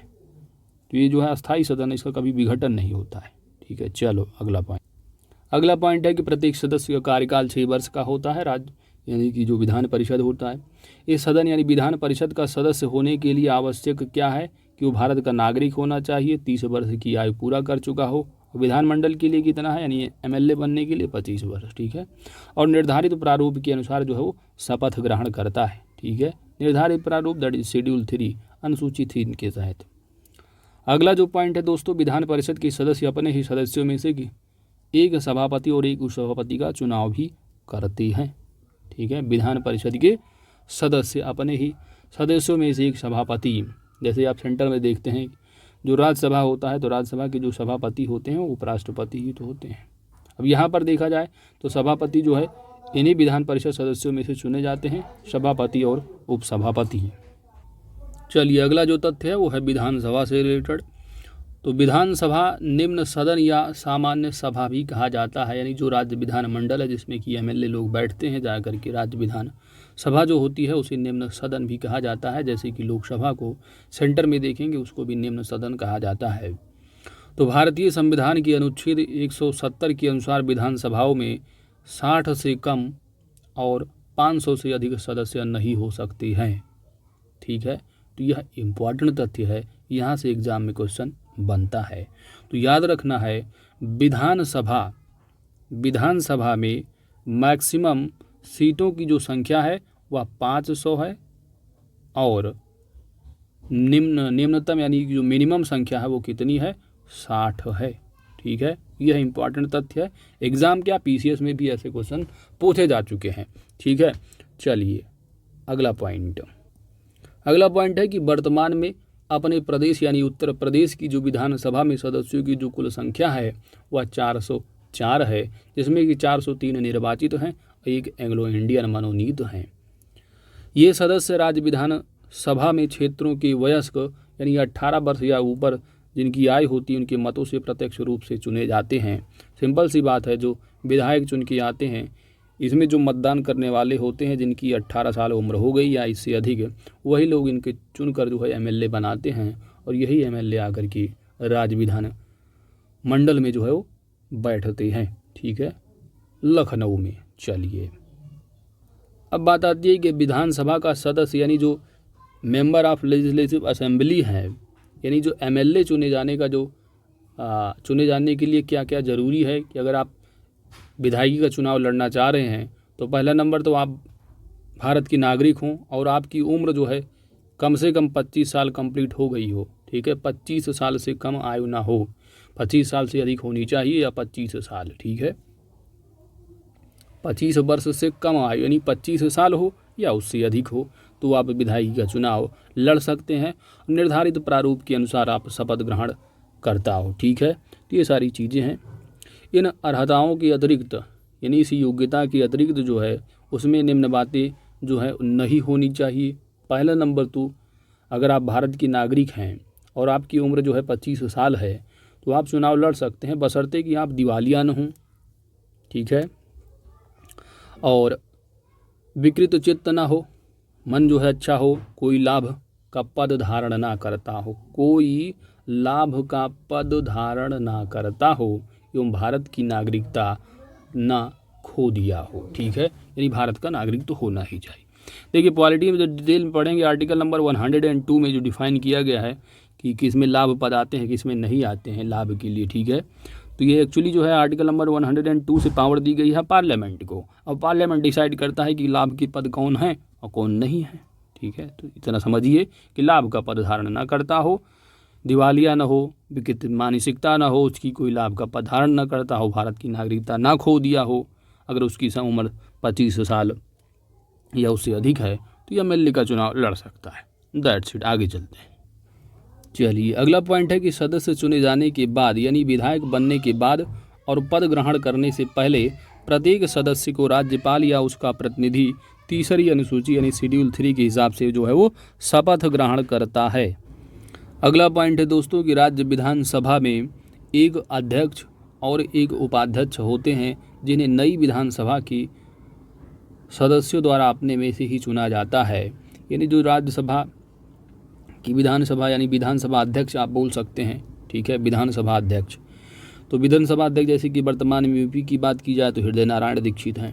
ठीक है, तो ये जो हृदय नारायण दीक्षित बनाए गए हैं, अब जैसे 350 एमएलए चुन के आए हैं, 350 गए 325 बीजेपी और उनके जो अदर घटक थे मिलने वाले उनके साथ यहाँ। ठीक है, या आप कह सकते हैं कि जो टोटल जो सीटें हैं 403 हैं। तो ये 403 जो एमएलए चुन के आते हैं ना, यही लोग जो है विधानसभा अध्यक्ष को जो है वो अपना वोटिंग करते हैं। तो सिंपल सी बात है, कहा जाता है कि भाई जिनके पास ज़्यादा विधायकों की संख्या उसी ही पार्टी से जो तो है चुने जाएंगे। अब जैसे कि 403 सीटें हैं और 403 सीटें हैं, अब इन 403 सीटों में 325 तो बीजेपी की सीटें हैं।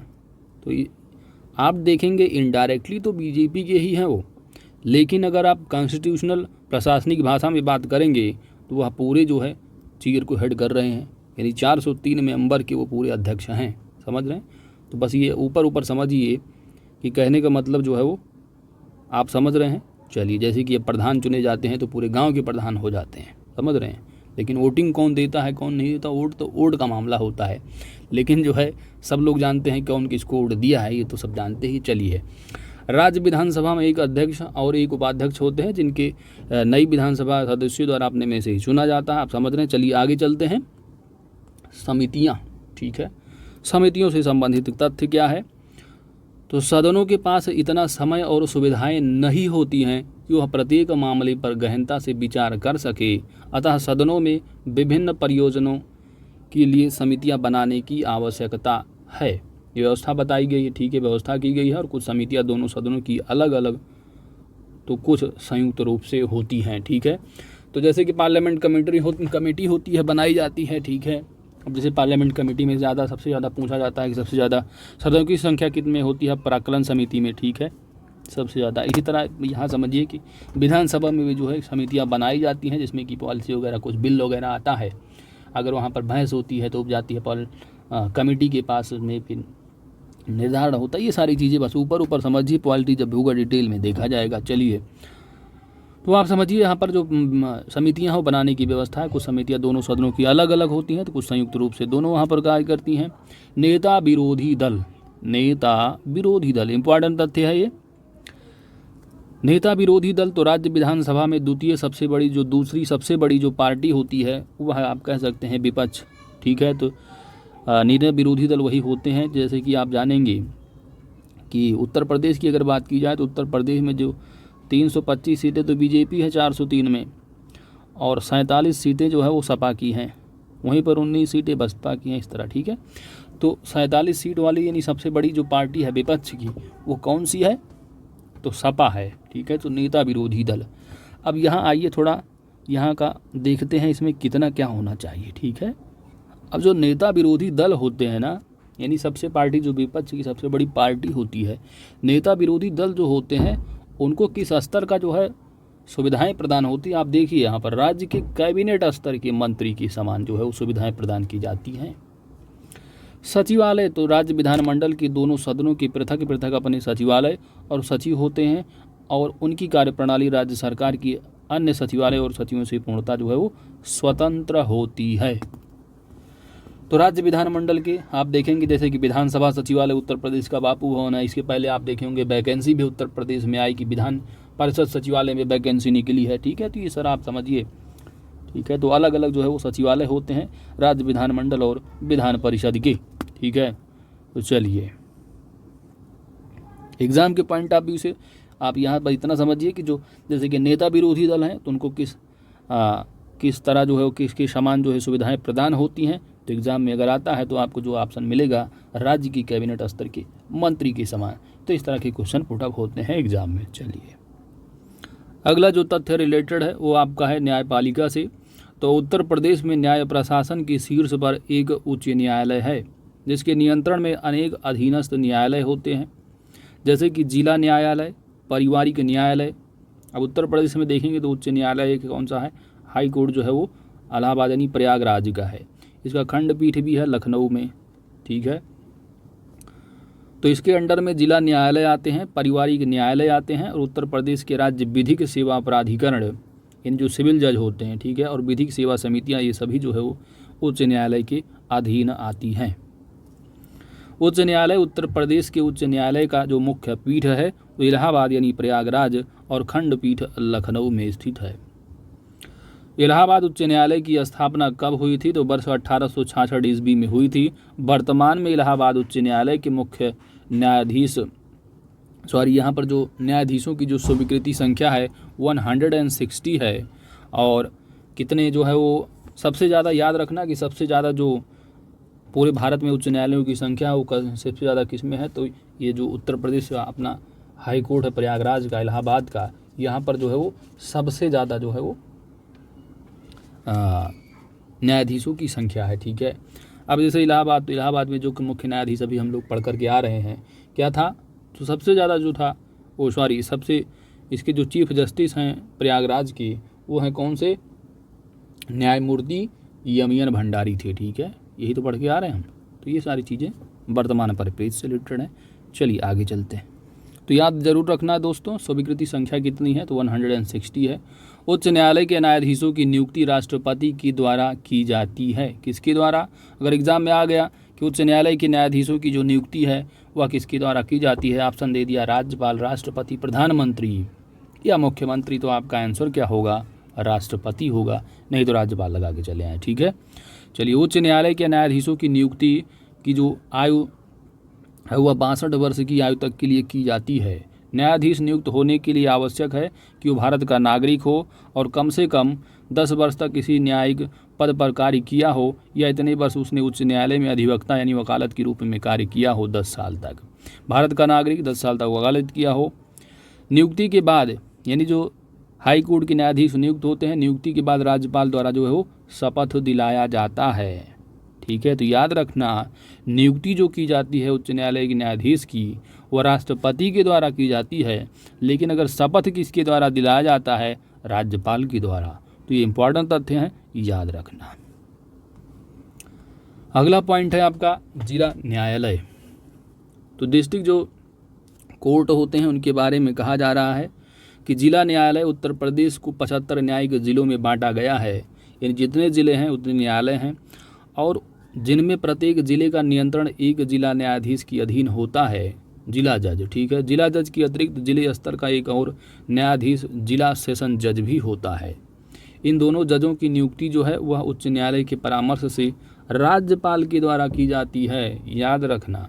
ठीक है, राज्यपाल के द्वारा की जाती है नियुक्ति। ठीक है, लेकिन जो सलाह ली जाती है यानी परामर्श ली जाती है उच्च न्यायालय के परामर्श से ही राज्यपाल जो है नियुक्ति करती। जैसे कि राज्य के जो मुख्यमंत्री हैं वो अगर मंत्रियों की नियुक्ति की जाती है राज्यपाल के द्वारा, लेकिन राज्यपाल जो करता है वो मुख्यमंत्री की सलाह पर ही तो करता है मंत्रियों की नियुक्ति। ठीक है, इसी तरह अगर जिला में जजों की नियुक्ति हो रही है तो उनकी जो नियुक्ति है वो उच्च न्यायालय के सलाह पर, परामर्श पर, ठीक है, परामर्श लिया जाएगा और राज्यपाल द्वारा नियुक्ति की जाती। चलिए, जिला एवं सेशन जज के नीचे अधीनस्थ न्यायिक सेवा को 2 भागों में, एक उत्तर प्रदेश सिविल न्यायिक सेवा यानी जो PCSJ की तैयारी करते हैं वो लोग हो गए, और उत्तर प्रदेश उच्चतर न्यायिक सेवा में विभक्त किया गया है। इनकी न्यायिक नियुक्ति जो है वो राज्यपाल द्वारा उच्च न्यायालय एवं लोक सेवा आयोग के परामर्श से की जाती है। चलिए अगला प्रश्न है, अगला पॉइंट है आपका पारिवारिक न्यायालय अधिनियम 1985 के अंतर्गत प्रदेश की समस्त मंडलीय मुख्यालयों में एक पारिवारिक न्यायालयों की स्थापना की गई है। एक पारिवारिक न्यायालयों की स्थापना की गई है, परंतु वादों की संख्या के आधार पर लखनऊ, कानपुर नगर में 2 पारिवारिक न्यायालय स्थापित किए गए हैं। कहाँ पर, लखनऊ और कानपुर नगर में 2 पारिवारिक न्यायालय जो है वो स्थापित किए गए हैं। अगला पॉइंट है आपका लोक अदालत। तो संविधान के 42वें संशोधन द्वारा नीति निर्देशक तत्वों में एक नया अनुच्छेद आर्टिकल नंबर 39A जोड़कर समाज के कमज़ोर वर्गों के लिए निःशुल्क विधिक सहायता की व्यवस्था की गई है। ये काफ़ी एग्ज़ाम में आपके पूछा जाता है। अगर एग्ज़ाम में पूछा जाता है कि निःशुल्क विधिक सहायता की व्यवस्था कौन से आर्टिकल के अंतर्गत की गई है, तो आर्टिकल नंबर 39 का है, यानी 39A। ठीक है, इसके अंतर्गत व्यवस्था की गई है। इसी धारा के तहत प्रदेश सरकार 1987 में विधिक सेवा प्राधिकरण अधिनियम 1987 पारित किया। इस अधिनियम के परिप्रेक्ष्य में राज्य स्तर पर उत्तर प्रदेश राज्य विधिक सेवा प्राधिकरण, जिला स्तर पर जिला विधिक सेवा प्राधिकरण और तहसील स्तर पर तहसील विधिक सेवा प्राधिकरणों की स्थापना की गई है। ये प्राधिकरण लोक अदालतों के माध्यम से न्यायालय एवं न्यायालय से बाहर लंबित समस्त प्रकार के विवादों को समाप्त करने की विधिक अधिकारों के प्रति जन जागरण तथा समाज के निर्बल वर्गों को निःशुल्क विधिक सेवा उपलब्ध कराए जाने की सतत प्रयासरत है। तो एग्जाम के पॉइंट ऑफ से, पॉलिटी के पॉइंट ऑफ व्यू से याद रखना आर्टिकल नंबर 39A है निःशुल्क विधिक सहायता के लिए। ठीक है, चलिए अगला जो तथ्य आता है वो आपका पंचायती राज प्रणाली से संबंधित। तो याद रखना यहाँ पर आपके क्वेश्चन एग्जाम में बनते हैं दोस्तों। ठीक है, पंचायती राज प्रणाली। तो आइए स्टार्ट करते हैं। स्वतंत्रता के बाद संयुक्त प्रांत यानी उत्तर प्रदेश में पंचायतों के लिए उत्तर प्रदेश पंचायती राज अधिनियम 1947 में पास किया गया और 15 अगस्त 1947 से पंचायतों की स्थापना शुरू हो गई। वर्ष 1955 ईस्वी में पंचायतों के दूसरे चुनाव के बाद पंचायत अदालतों का नाम न्याय पंचायत कर दिया गया। ठीक है, वर्ष 1961-62 में उत्तर प्रदेश क्षेत्र समिति एवं जिला परिषद अधिनियम 1961 पारित कर त्रिस्तरीय दैट इज ग्राम पंचायत, क्षेत्र पंचायत और जिला परिषद प्रणाली लागू की गई। तो याद रखना है 1961-62 में जो है उत्तर प्रदेश क्षेत्र समिति एवं जिला परिषद अधिनियम 1961 पारित किया गया, जिसके तहत 3 स्तरीय ग्राम पंचायत यानी जो गांव लेवल होता है ग्राम पंचायत, क्षेत्र पंचायत यानी ब्लॉक स्तर का और जिला परिषद यानी जो जिला अध्यक्ष होते हैं, तो प्रणाली जो है लागू की गई। ऐसा जो है वह बलवंत राय मेहता समिति की सिफारिशों पर जो है वह आधारित यानी किया गया था। ठीक है, तो काफ़ी एग्जाम में पूछा जाता है कि ग्राम पंचायतों के जनक या आप कह सकते हैं बलवंत राय मेहता को कहा जाता है। इस तरह जो एग्जाम में बहुत क्वेश्चन बनते हैं BR मेहता के ऊपर। ठीक है, तो बलवंत राय मेहता त्रिस्तरीय जो है वो प्रणाली के लिए जो है ये जनक माने जाते हैं। ठीक है, जनक हैं। चलो अगला पॉइंट है कि वर्ष 1992 ईस्वी में केंद्र सरकार द्वारा पंचायतों में एक रूपता लाने, समय पर चुनाव सुनिश्चित करने, आर्थिक स्थिति सुदृढ़ करने तथा पंचायतों को संवैधानिक दर्जा देने के उद्देश्य से संविधान में 73वां संविधान संशोधन करके अध्याय 9 जोड़ा गया और अनुच्छेद 243A से लेकर के 243O तक इनसे संबंधित विधान जो है वो विभिन्न व्यवस्थाएं की गई। तो एग्जाम के पॉइंट ऑफ व्यू से आपको याद रखना है कि बलवंत राय मेहता जो है वो पंचायती राज प्रणाली के जो है वो त्रिस्तरीय व्यवस्था के जो है वो जनक हैं। ठीक है, इन्हीं की समिति पर जो है वो पंचायती राज व्यवस्था की 3 स्तरीय समिति लागू की गई। कौन सी? तो ग्राम पंचायत, क्षेत्र पंचायत और जिला पंचायत। ठीक है, 3 स्तरीय है प्रणाली। साथ ही याद रखना कि जो पंचायती राज सिस्टम है वो 73वां संविधान संशोधन किया गया और उसमें जो अध्याय 9 है वह जोड़ा गया। ठीक है, तो अध्याय 9 या भाग 9 आप कह सकते हैं। टोटल जो भाग हैं वो भाग 22 हैं संविधान में। ठीक है, तो उसमें जो भाग 9 है वह जोड़ा गया है और 73वां संविधान संशोधन के तहत आर्टिकल नंबर 243A से लेकर के 43O तक। ठीक है, तो चलिए अगला पॉइंट है आपका 73वां संविधान संशोधन के अनुरूप उत्तर प्रदेश पंचायत विधेयक 1994 पारित किया गया, जो 22 अप्रैल 1994 ईस्वी प्रदेश में प्रवृत्त हुआ, जिसमें संयुक्त प्रांत पंचायत राज अधिनियम 1947, उत्तर प्रदेश क्षेत्र समिति तथा जिला परिषद अधिनियम 1961 में संशोधन कर राज्य में 3 स्तरों में पंचायती में एक रूपता लाने का प्रयास किया गया। बस रीड कर लिए, इसमें एग्जाम की पॉइंट ऑफ व्यू से इम्पॉर्टेंट नहीं है। और साथ ही साथ पंचायतों की संगठन संरचना SC ST OBC होना चाहिए। ठीक है, SC ST और बैकवर्ड समझ लीजिए, बैकवर्ड कास्ट। ठीक है, एवं महिला आरक्षण, निश्चित कार्यकाल, निर्वाचन एवं वित्त आयोग की स्थापना, पंचायतों की कृति और शक्तियों, ये सारी चीज़ें पॉलिटी में डिटेल में पढ़ना है। यूपी स्पेशल के लिए यूपी के बारे में थोड़ा जानिए बस। ठीक है, जिला पंचायत की अगर बात की जाए तो त्रिस्तरीय व्यवस्था में सबसे जो शेष प्रणाली होता है यानी जिला पंचायत होते हैं, फिर क्षेत्र पंचायत, फिर जो है वो ग्राम पंचायत आता है। ठीक है, तो त्रिस्तरीय व्यवस्था में सबसे शीर्ष पर जिला पंचायत होता है, जिसकी अध्यक्ष एवं उपाध्यक्ष जिला पंचायत सदस्यों के द्वारा जो है वो किए जाते हैं और उनकी विरुद्ध अविश्वास प्रस्ताव चुने जाने से 1 वर्ष के भीतर नहीं लाया जा सकता है।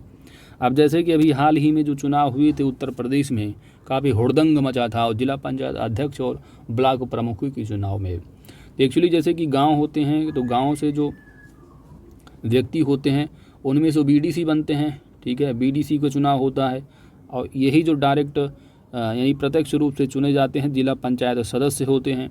अब जिला पंचायत जो सदस्य होते हैं, जिला पंचायत सदस्यों के वोटों से जो बनते हैं वो होते हैं जिला पंचायत अध्यक्ष, समझ रहे हैं, और बीडीसी के वोटों से मिला करके जो बनते हैं ब्लॉक प्रमुख बन जाते हैं। तो ये देखेंगे तो ये इनडायरेक्टली यानी अप्रत्यक्ष रूप से इनका चुनाव होता है अध्यक्षों का, ब्लॉक प्रमुखों का।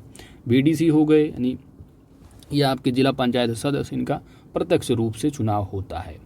अब बात आती है कि जो इनके विरुद्ध अविश्वास प्रस्ताव की बात जो की जा रही है जिला अध्यक्ष की, तो जिला पंचायत अध्यक्ष जो चुने जाते हैं, 1 साल चुनाव हो गया, चुनाव के 1 साल तक तो कोई अविश्वास प्रस्ताव की बात नहीं कर सकता है। उसके बाद अगर चाहें तो अविश्वास प्रस्ताव की जो है वो बात की जाती है। जिला पंचायत के सदस्यों का चुनाव क्षेत्र की वयस्क जनता द्वारा किया जाता है, और जिला पंचायत का सचिव जिले का मुख्य विकास अधिकारी पंचायती राज अधिकारी होता है। ठीक है, तो वही बात है कि जिला पंचायत सदस्य ही जिला पंचायत अध्यक्ष का चुनाव करते हैं। जिला पंचायत सदस्यों का जो चुनाव होता है डायरेक्ट जनता के द्वारा वयस्क यानी कहने का मतलब 18 वर्ष या ऊपर जिनकी आयु है वो अपना वोटिंग करते हैं और चुने जाते हैं। अब जिला पंचायत का जो सचिव होता है ना, वह जिले का जो सीडीओ होता है, चीफ डेवलपमेंट ऑफिसर, मुख्य विकास अधिकारी या पंचायती राज जो अधिकारी होता है वही पंचायत का सचिव होता है। इसी तरह आप देखेंगे दोस्तों, तो अगर आप ज़िले पर देखेंगे तो मुख्य विकास अधिकारी हो गया। इसी तरह अगर आप ब्लॉक स्तर पर यानी 3 स्तरीय जो समिति होती है, तो जिला स्तर पर देखेंगे तो सीडीओ होते हैं। वहीं पर अगर आप देखेंगे ब्लॉक स्तर पर यानी क्षेत्र पंचायत समिति पर क्षेत्र पंचायत प्रणाली 3 स्तरीय प्रणाली है ना। अब एक तो आती है जिला स्तर पर, और दूसरा है आपका जिला क्षेत्र, और एक ग्राम पंचायत। तो जिले में होते हैं जो सीडीओ होते हैं, जो सचिव होते हैं वह सीडीओ होते हैं यानी मुख्य विकास अधिकारी या पंचायती राज। वहीं पर अगर क्षेत्र पंचायत की अगर देखेंगे तो क्षेत्र पंचायत में बीडीओ होते हैं, ठीक है, ब्लॉक प्रमुख जिन्हें कहते हैं, ब्लॉक डेवलपमेंट ऑफिसर। उसी तरह गाँव में देखेंगे तो जो अभी यूपीएससी बीडीओ की जो वैकेंसी निकालता है बीडीओ, ठीक है, विलेज डेवलपमेंट ऑफिसर, जिनको कि ग्राम सेक्रेटरी भी कहा जाता है, ग्राम सचिव, ये होते हैं। ठीक है, तो इनके जो मेन होते हैं ये, ठीक है। तो यही चीज़ यहाँ पर बताई गई है दोस्तों कि पंचायत का सचिव जिले का मुख्य विकास अधिकारी पंचायती राज अधिकारी होता है। जिला पंचायत अपने सदस्यों में से 6 प्रकार की समितियाँ बनाती है। ठीक है, जिला पंचायत जो अपने सदस्यों में से 6 प्रकार की समितियां बनाती है। जैसे गांव में भी प्रधान बनते हैं तो वहाँ पर भी प्रशासनिक समिति बनाई जाती है, नियोजन समिति। ठीक है, इसी तरह हर 3 स्तरों पर प्रणाली जो त्रिस्तरीय प्रणाली है, जिला पंचायत, क्षेत्र पंचायत और ग्राम पंचायत, यहाँ पर भी 6 प्रकार की समितियाँ बनाई जाती हैं। प्रशासनिक समिति, नियोजन एवं विकास समिति, शिक्षा समिति, निर्माण कार्य समिति, स्वास्थ्य कल्याण समिति आदि जो है वो जल प्रबंधन समिति, ये 6 प्रकार की समितियाँ हैं। कौन कौन सी है नहीं, बस इतना याद रखो कि 6 प्रकार की समितियाँ बनाई जाती हैं। इसी तरह क्षेत्र पंचायत पर आप देखेंगे दोस्तों, तो यही बात जो बताएं वही चीज़ यहाँ पर बताई जा रही है कि क्षेत्र पंचायत पर जो सचिव होते हैं, प्रमुख होते हैं, एक प्रमुख होते हैं, एक उप प्रमुख तो जनरली कम ही होते हैं, कभी कोई बना भी लेता है। प्रमुख का चुनाव ग्राम सभा द्वारा चुने गए क्षेत्र पंचायत यानी जो बीडीसी होते हैं उनकी वोटों के द्वारा होता है। ठीक है, क्षेत्र पंचायत प्रमुखों के विरुद्ध जो अविश्वास प्रस्ताव है, जैसे कि जिला अध्यक्ष के में रहा कि 1 वर्ष के भीतर नहीं लाया जा सकता, उसी तरह जो है ब्लॉक प्रमुखी का भी बताया जा रहा है। क्षेत्र पंचायत की अगर बात की जाए तो क्षेत्र पंचायत जिला पंचायत एवं ग्राम पंचायत के बीच की कड़ी होती है। ठीक है, जिला, क्षेत्र और ग्राम, ये त्रिस्तरीय में जो है ये दूसरी प्रणाली है। ठीक है, इन दूसरे स्तर पर इससे उच्च ये हो गया, इससे ऊपर ये हो गई। तो क्षेत्र पंचायत जिला पंचायत एवं ग्राम पंचायत के बीच की कड़ी के रूप में कार्य करती है, यानी क्षेत्र पंचायत जिला पंचायत। ठीक है, ये है क्षेत्र पंचायत, एक्सक्यूज में, ये है आपका क्षेत्र पंचायत और ये आपका जिला पंचायत है और ये है ग्राम पंचायत। वही यहाँ पर कहा जा रहा है कि जो क्षेत्र पंचायत है वो जिला पंचायत और ग्राम पंचायत के बीच की जो है वो कड़ी के रूप में कार्य करती है। इस पंचायत का जो सचिव होता है यानी क्षेत्र पंचायत वह बीडीओ होता है, ब्लॉक डेवलपमेंट ऑफिसर, और यहाँ भी 6 प्रकार की समितियाँ बनाई जाती हैं। अब थोड़ा ग्राम पंचायत के बारे में भी जान लो कि सबसे निचले स्तर पर जो त्रिस्तरीय प्रणाली है उसमें सबसे नीचे पर जो है वो ग्राम पंचायत का होता है। ग्राम पंचायत का जो अध्यक्ष होता है वो प्रधान होता है, जिसका चुनाव ग्राम सभा की 18 वर्ष या उससे अधिक की आयु के द्वारा मतदाताओं के द्वारा की जाती है। यानी गांव के जो जिनकी उम्र 18 या उससे अधिक है वो अपना मतदान करें, ग्राम प्रधान को चुनते हैं। ग्राम प्रधान के लिए जो उम्र सीमा होती है दोस्तों वह 21 वर्ष की होती है। यानी ग्राम प्रधान अगर इलेक्शन आप लड़ना चाह रहे हैं तो आपकी उम्र कम से कम 21 वर्ष कंप्लीट हो गई हो।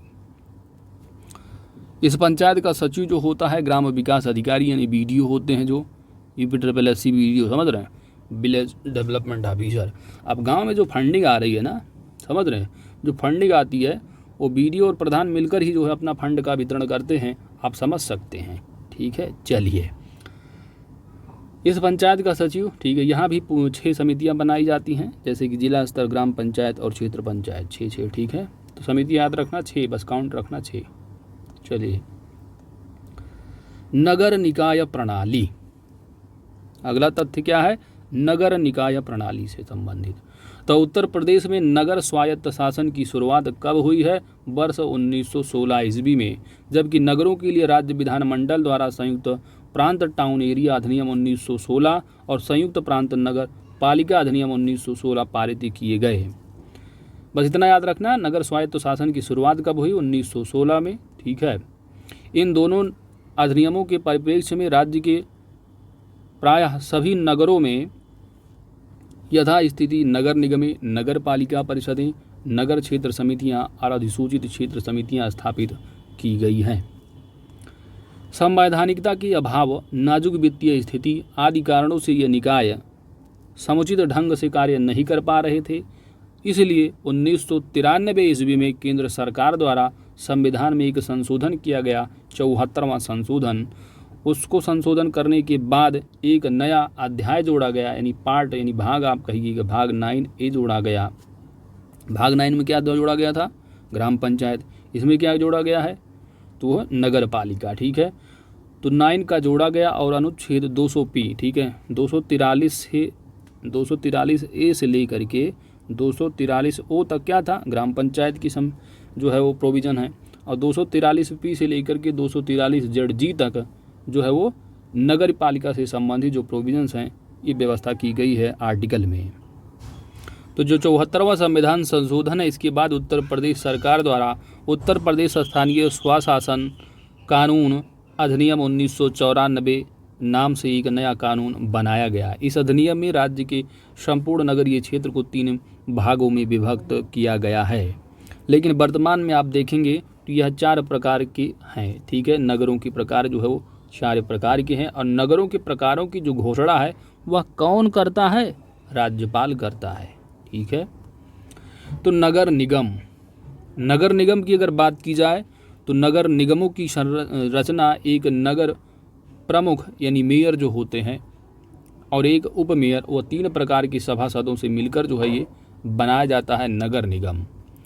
नगर प्रमुख नगर की वयस्क जनता द्वारा प्रत्यक्ष रूप से चुना जाता है और इसकी सहायता के लिए एक उप नगर प्रमुख 1 वर्ष के लिए सभासदों द्वारा चुना जाता है। तो कहने का मतलब आप समझ रहे हैं ना, ये जो नगर के प्रमुख यानी मेयर का जो चुनाव होता है वह प्रत्यक्ष रूप से होता है।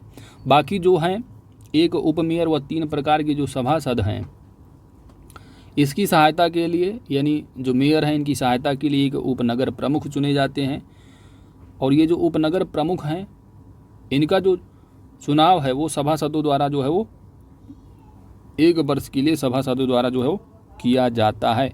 चलिए आगे चलते हैं। याद रखना, जो नगर मेयर हैं यानी नगर जो प्रमुख हैं यानी मेयर, वह 5 वर्ष के लिए, जैसे प्रधान 5 वर्ष के लिए, ठीक है, उसी तरह जो है नगर पालिका जो होती है वहाँ पर भी जो मेयर हैं वो 5 साल के लिए चुने जाते हैं और पद ग्रहण तिथि से 2 वर्ष के भीतर उनके खिलाफ अविश्वास प्रस्ताव नहीं लाया जा सकता है।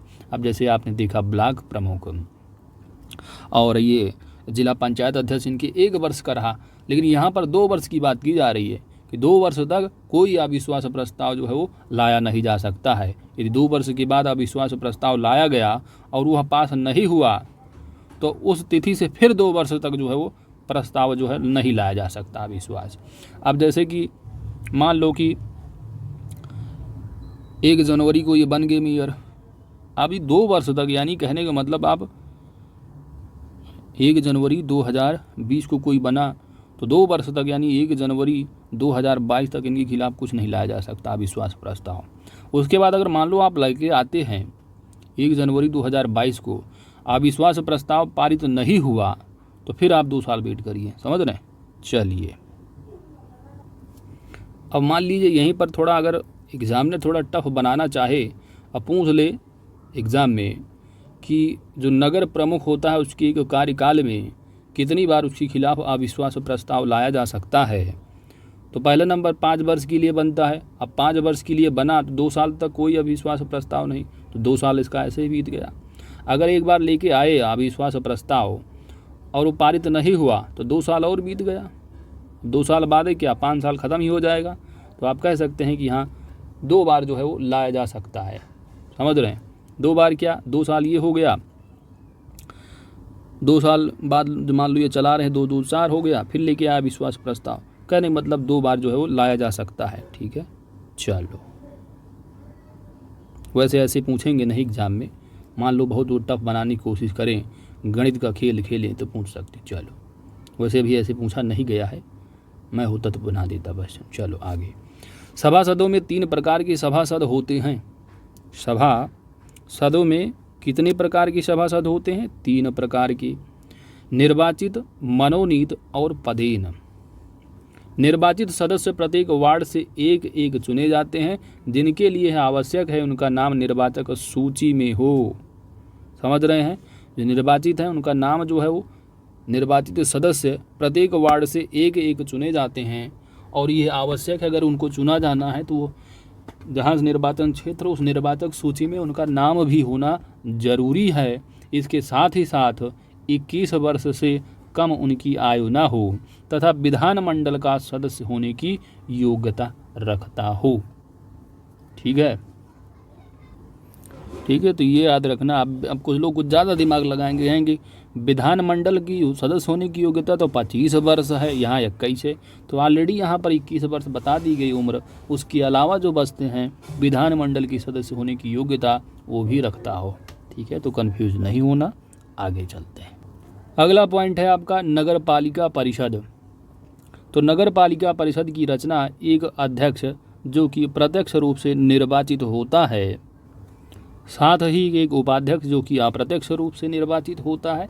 अब जैसे कि अप्रत्यक्ष रूप से ऊपर समझिए, जैसे गांव के चुनाव होता है, गांव का प्रधानी का जो चुनाव होता है, तो वहाँ जो प्रधान का चुनाव होता है ना, वो जो है प्रत्यक्ष रूप से जनता के द्वारा, लेकिन कहीं कहीं अगर वो प्रधान भी बना लिए जाते हैं तो प्रधान जो बनाए जाते हैं ना बेसिकली, अब ग्राम प्रधानी के चुनाव के साथ साथ वहाँ पर मेंबरी का चुनाव, सदस्य का भी चुनाव होता है। अब ये गाँव है, पूर्वापाही है, यहाँ पर दे रखे हैं। अब यहाँ पर गांव में पता चला इस एरिया में जितनी पॉपुलेशन, यहाँ से एक सदस्य लड़ेगा, यहाँ से एक, तो आप मान के चलिए कि यहाँ सदस्यों की जो है वो चुनाव होता है। तो ये जो सदस्य होते हैं प्रत्यक्ष रूप से जो चुने जाते हैं, इन्हीं के द्वारा मतदान किया जाता है, उप प्रधान का चुनाव होता है। इसी तरह यहाँ पर बताया जा रहा है कि अप्रत्यक्ष रूप से होता है चुनाव। अब ये लोग बीडी ये जो मेंबर बने सदस्य, अब सदस्य इनको चुन रहे हैं ना, तो डायरेक्ट जनता के द्वारा उप प्रधान तो बन नहीं रहे हैं। इसी तरह यहाँ पर बताया जा रहा है अप्रत्यक्ष रूप से, ठीक है। चलो, परिषद में निर्वाचित सदस्यों की संख्या सीमा जो है वह 25 से 55 है, तो ये तथ्य आपके लिए इम्पॉर्टेंट है। तो नगर पालिका परिषद में निर्वाचित सदस्यों की संख्या जो लिमिट है वह 25 से 55 है, यानी मिनिमम 25 मैक्सिमम 55। मनोनीत सदस्यों की संख्या 3 से 5 के बीच होती है। जो मनोनीत सदस्य हैं उनकी जो संख्या है वह कितनी है, तो वह 3 से 5 के बीच होती है। इनमें वार्ड की बजाय कक्ष कहा जाता है। परिषद में समितियों की संख्या 5 से अधिक नहीं होनी चाहिए। अन्य सभी मामलों में नगर निगम जैसी ही स्थिति होती है। अगला जो पॉइंट है वो है नगर पंचायत। तो नगर पंचायत में एक अध्यक्ष जो कि प्रत्यक्ष रूप से निर्वाचित और एक उपाध्यक्ष, यानी उसी तरह वो अब निर्वाचित यानी अप्रत्यक्ष रूप से निर्वाचित 3 प्रकार के सदस्य होते हैं। अब यहाँ पर निर्वाचित सदस्यों की संख्या कितनी है? अब आपने देखा नगर पालिका में कितना था, 25-35 की लिमिट थी, और यहाँ पर कितनी है 10 और 24 की, यानी मिनिमम 10 मैक्सिमम 24, अधिक नहीं हो सकती है। मनोनीत सदस्यों की संख्या 2 या 3 होती है। शेष मामलों में लगभग नगर निगम जैसी ही स्थिति है। तो दोस्तों ये पूरा हमारा उत्तर प्रदेश का जो राजनीतिक एवं प्रशासनिक ढांचा रहा वो कवर होता है। अगला जो वीडियो बना देंगे वो है आपका विगत वर्षों के जो है हल प्रश्न पत्र हो जाएंगे, ठीक है। काफ़ी लंबी वीडियो हो गई थ्योरी की, लेकिन अगर आप इसको अच्छे से पढ़ लेंगे, इसको आप बस सुनते चलेंगे, तो आपका जो राजनीतिक एवं प्रशासनिक ढांचा से संबंधित ठीक है, वो सारे के सारे फैक्ट यहाँ से आपके कवर हो जाएंगे, आपको और कुछ पढ़ने की ज़रूरत नहीं पड़ेगी। ठीक है, तो दोस्तों अगर हमारी वीडियो आपको अच्छी लगी है तो वीडियो को लाइक ज़रूर कीजिएगा, चैनल पर नए हैं तो सब्सक्राइब कर लीजिएगा, क्योंकि आपकी सब्सक्रिप्शन ही हमारी ताकत है। साथ ही ऑल नोटिफिकेशन बेल आइकन को ज़रूर प्रेस कर लीजिएगा, ताकि आने वाली वीडियो की अपडेट्स आप सभी को प्राप्त होती रहे। तो वीडियो को अपने दोस्तों के साथ भी और शेयर कीजिएगा, ताकि उनको भी थोड़ा अपना जो है वीडियो मिल सके। और साथ ही PDF की अगर बात की जाए तो PDF की लिंक वीडियो की डिस्क्रिप्शन में डाल दूंगा, यहाँ से आप डाउनलोड करके अच्छे से रिवाइज भी कर सकते हैं अगर आप PDF से पढ़ना चाहें तो। इसके अलावा हमारा टेलीग्राम चैनल का लिंक है @OSK टेलीग्राम। सिंपली आप यूट्यूब के टेलीग्राम की सर्च बॉक्स में जाएंगे और टाइप करेंगे OSK टेलीग्राम, चैनल का लिंक आएगा, आप वहाँ ज्वाइन कर लीजिएगा। PDF भी वहाँ पर आपको प्रोवाइड कर दी जाएगी। तो दोस्तों मिलते हैं आपसे नेक्स्ट वीडियो में MCQ के साथ, इसी चैप्टर की थ्योरी के बिहाफ पर। ठीक है, थैंक्स फॉर वॉचिंग।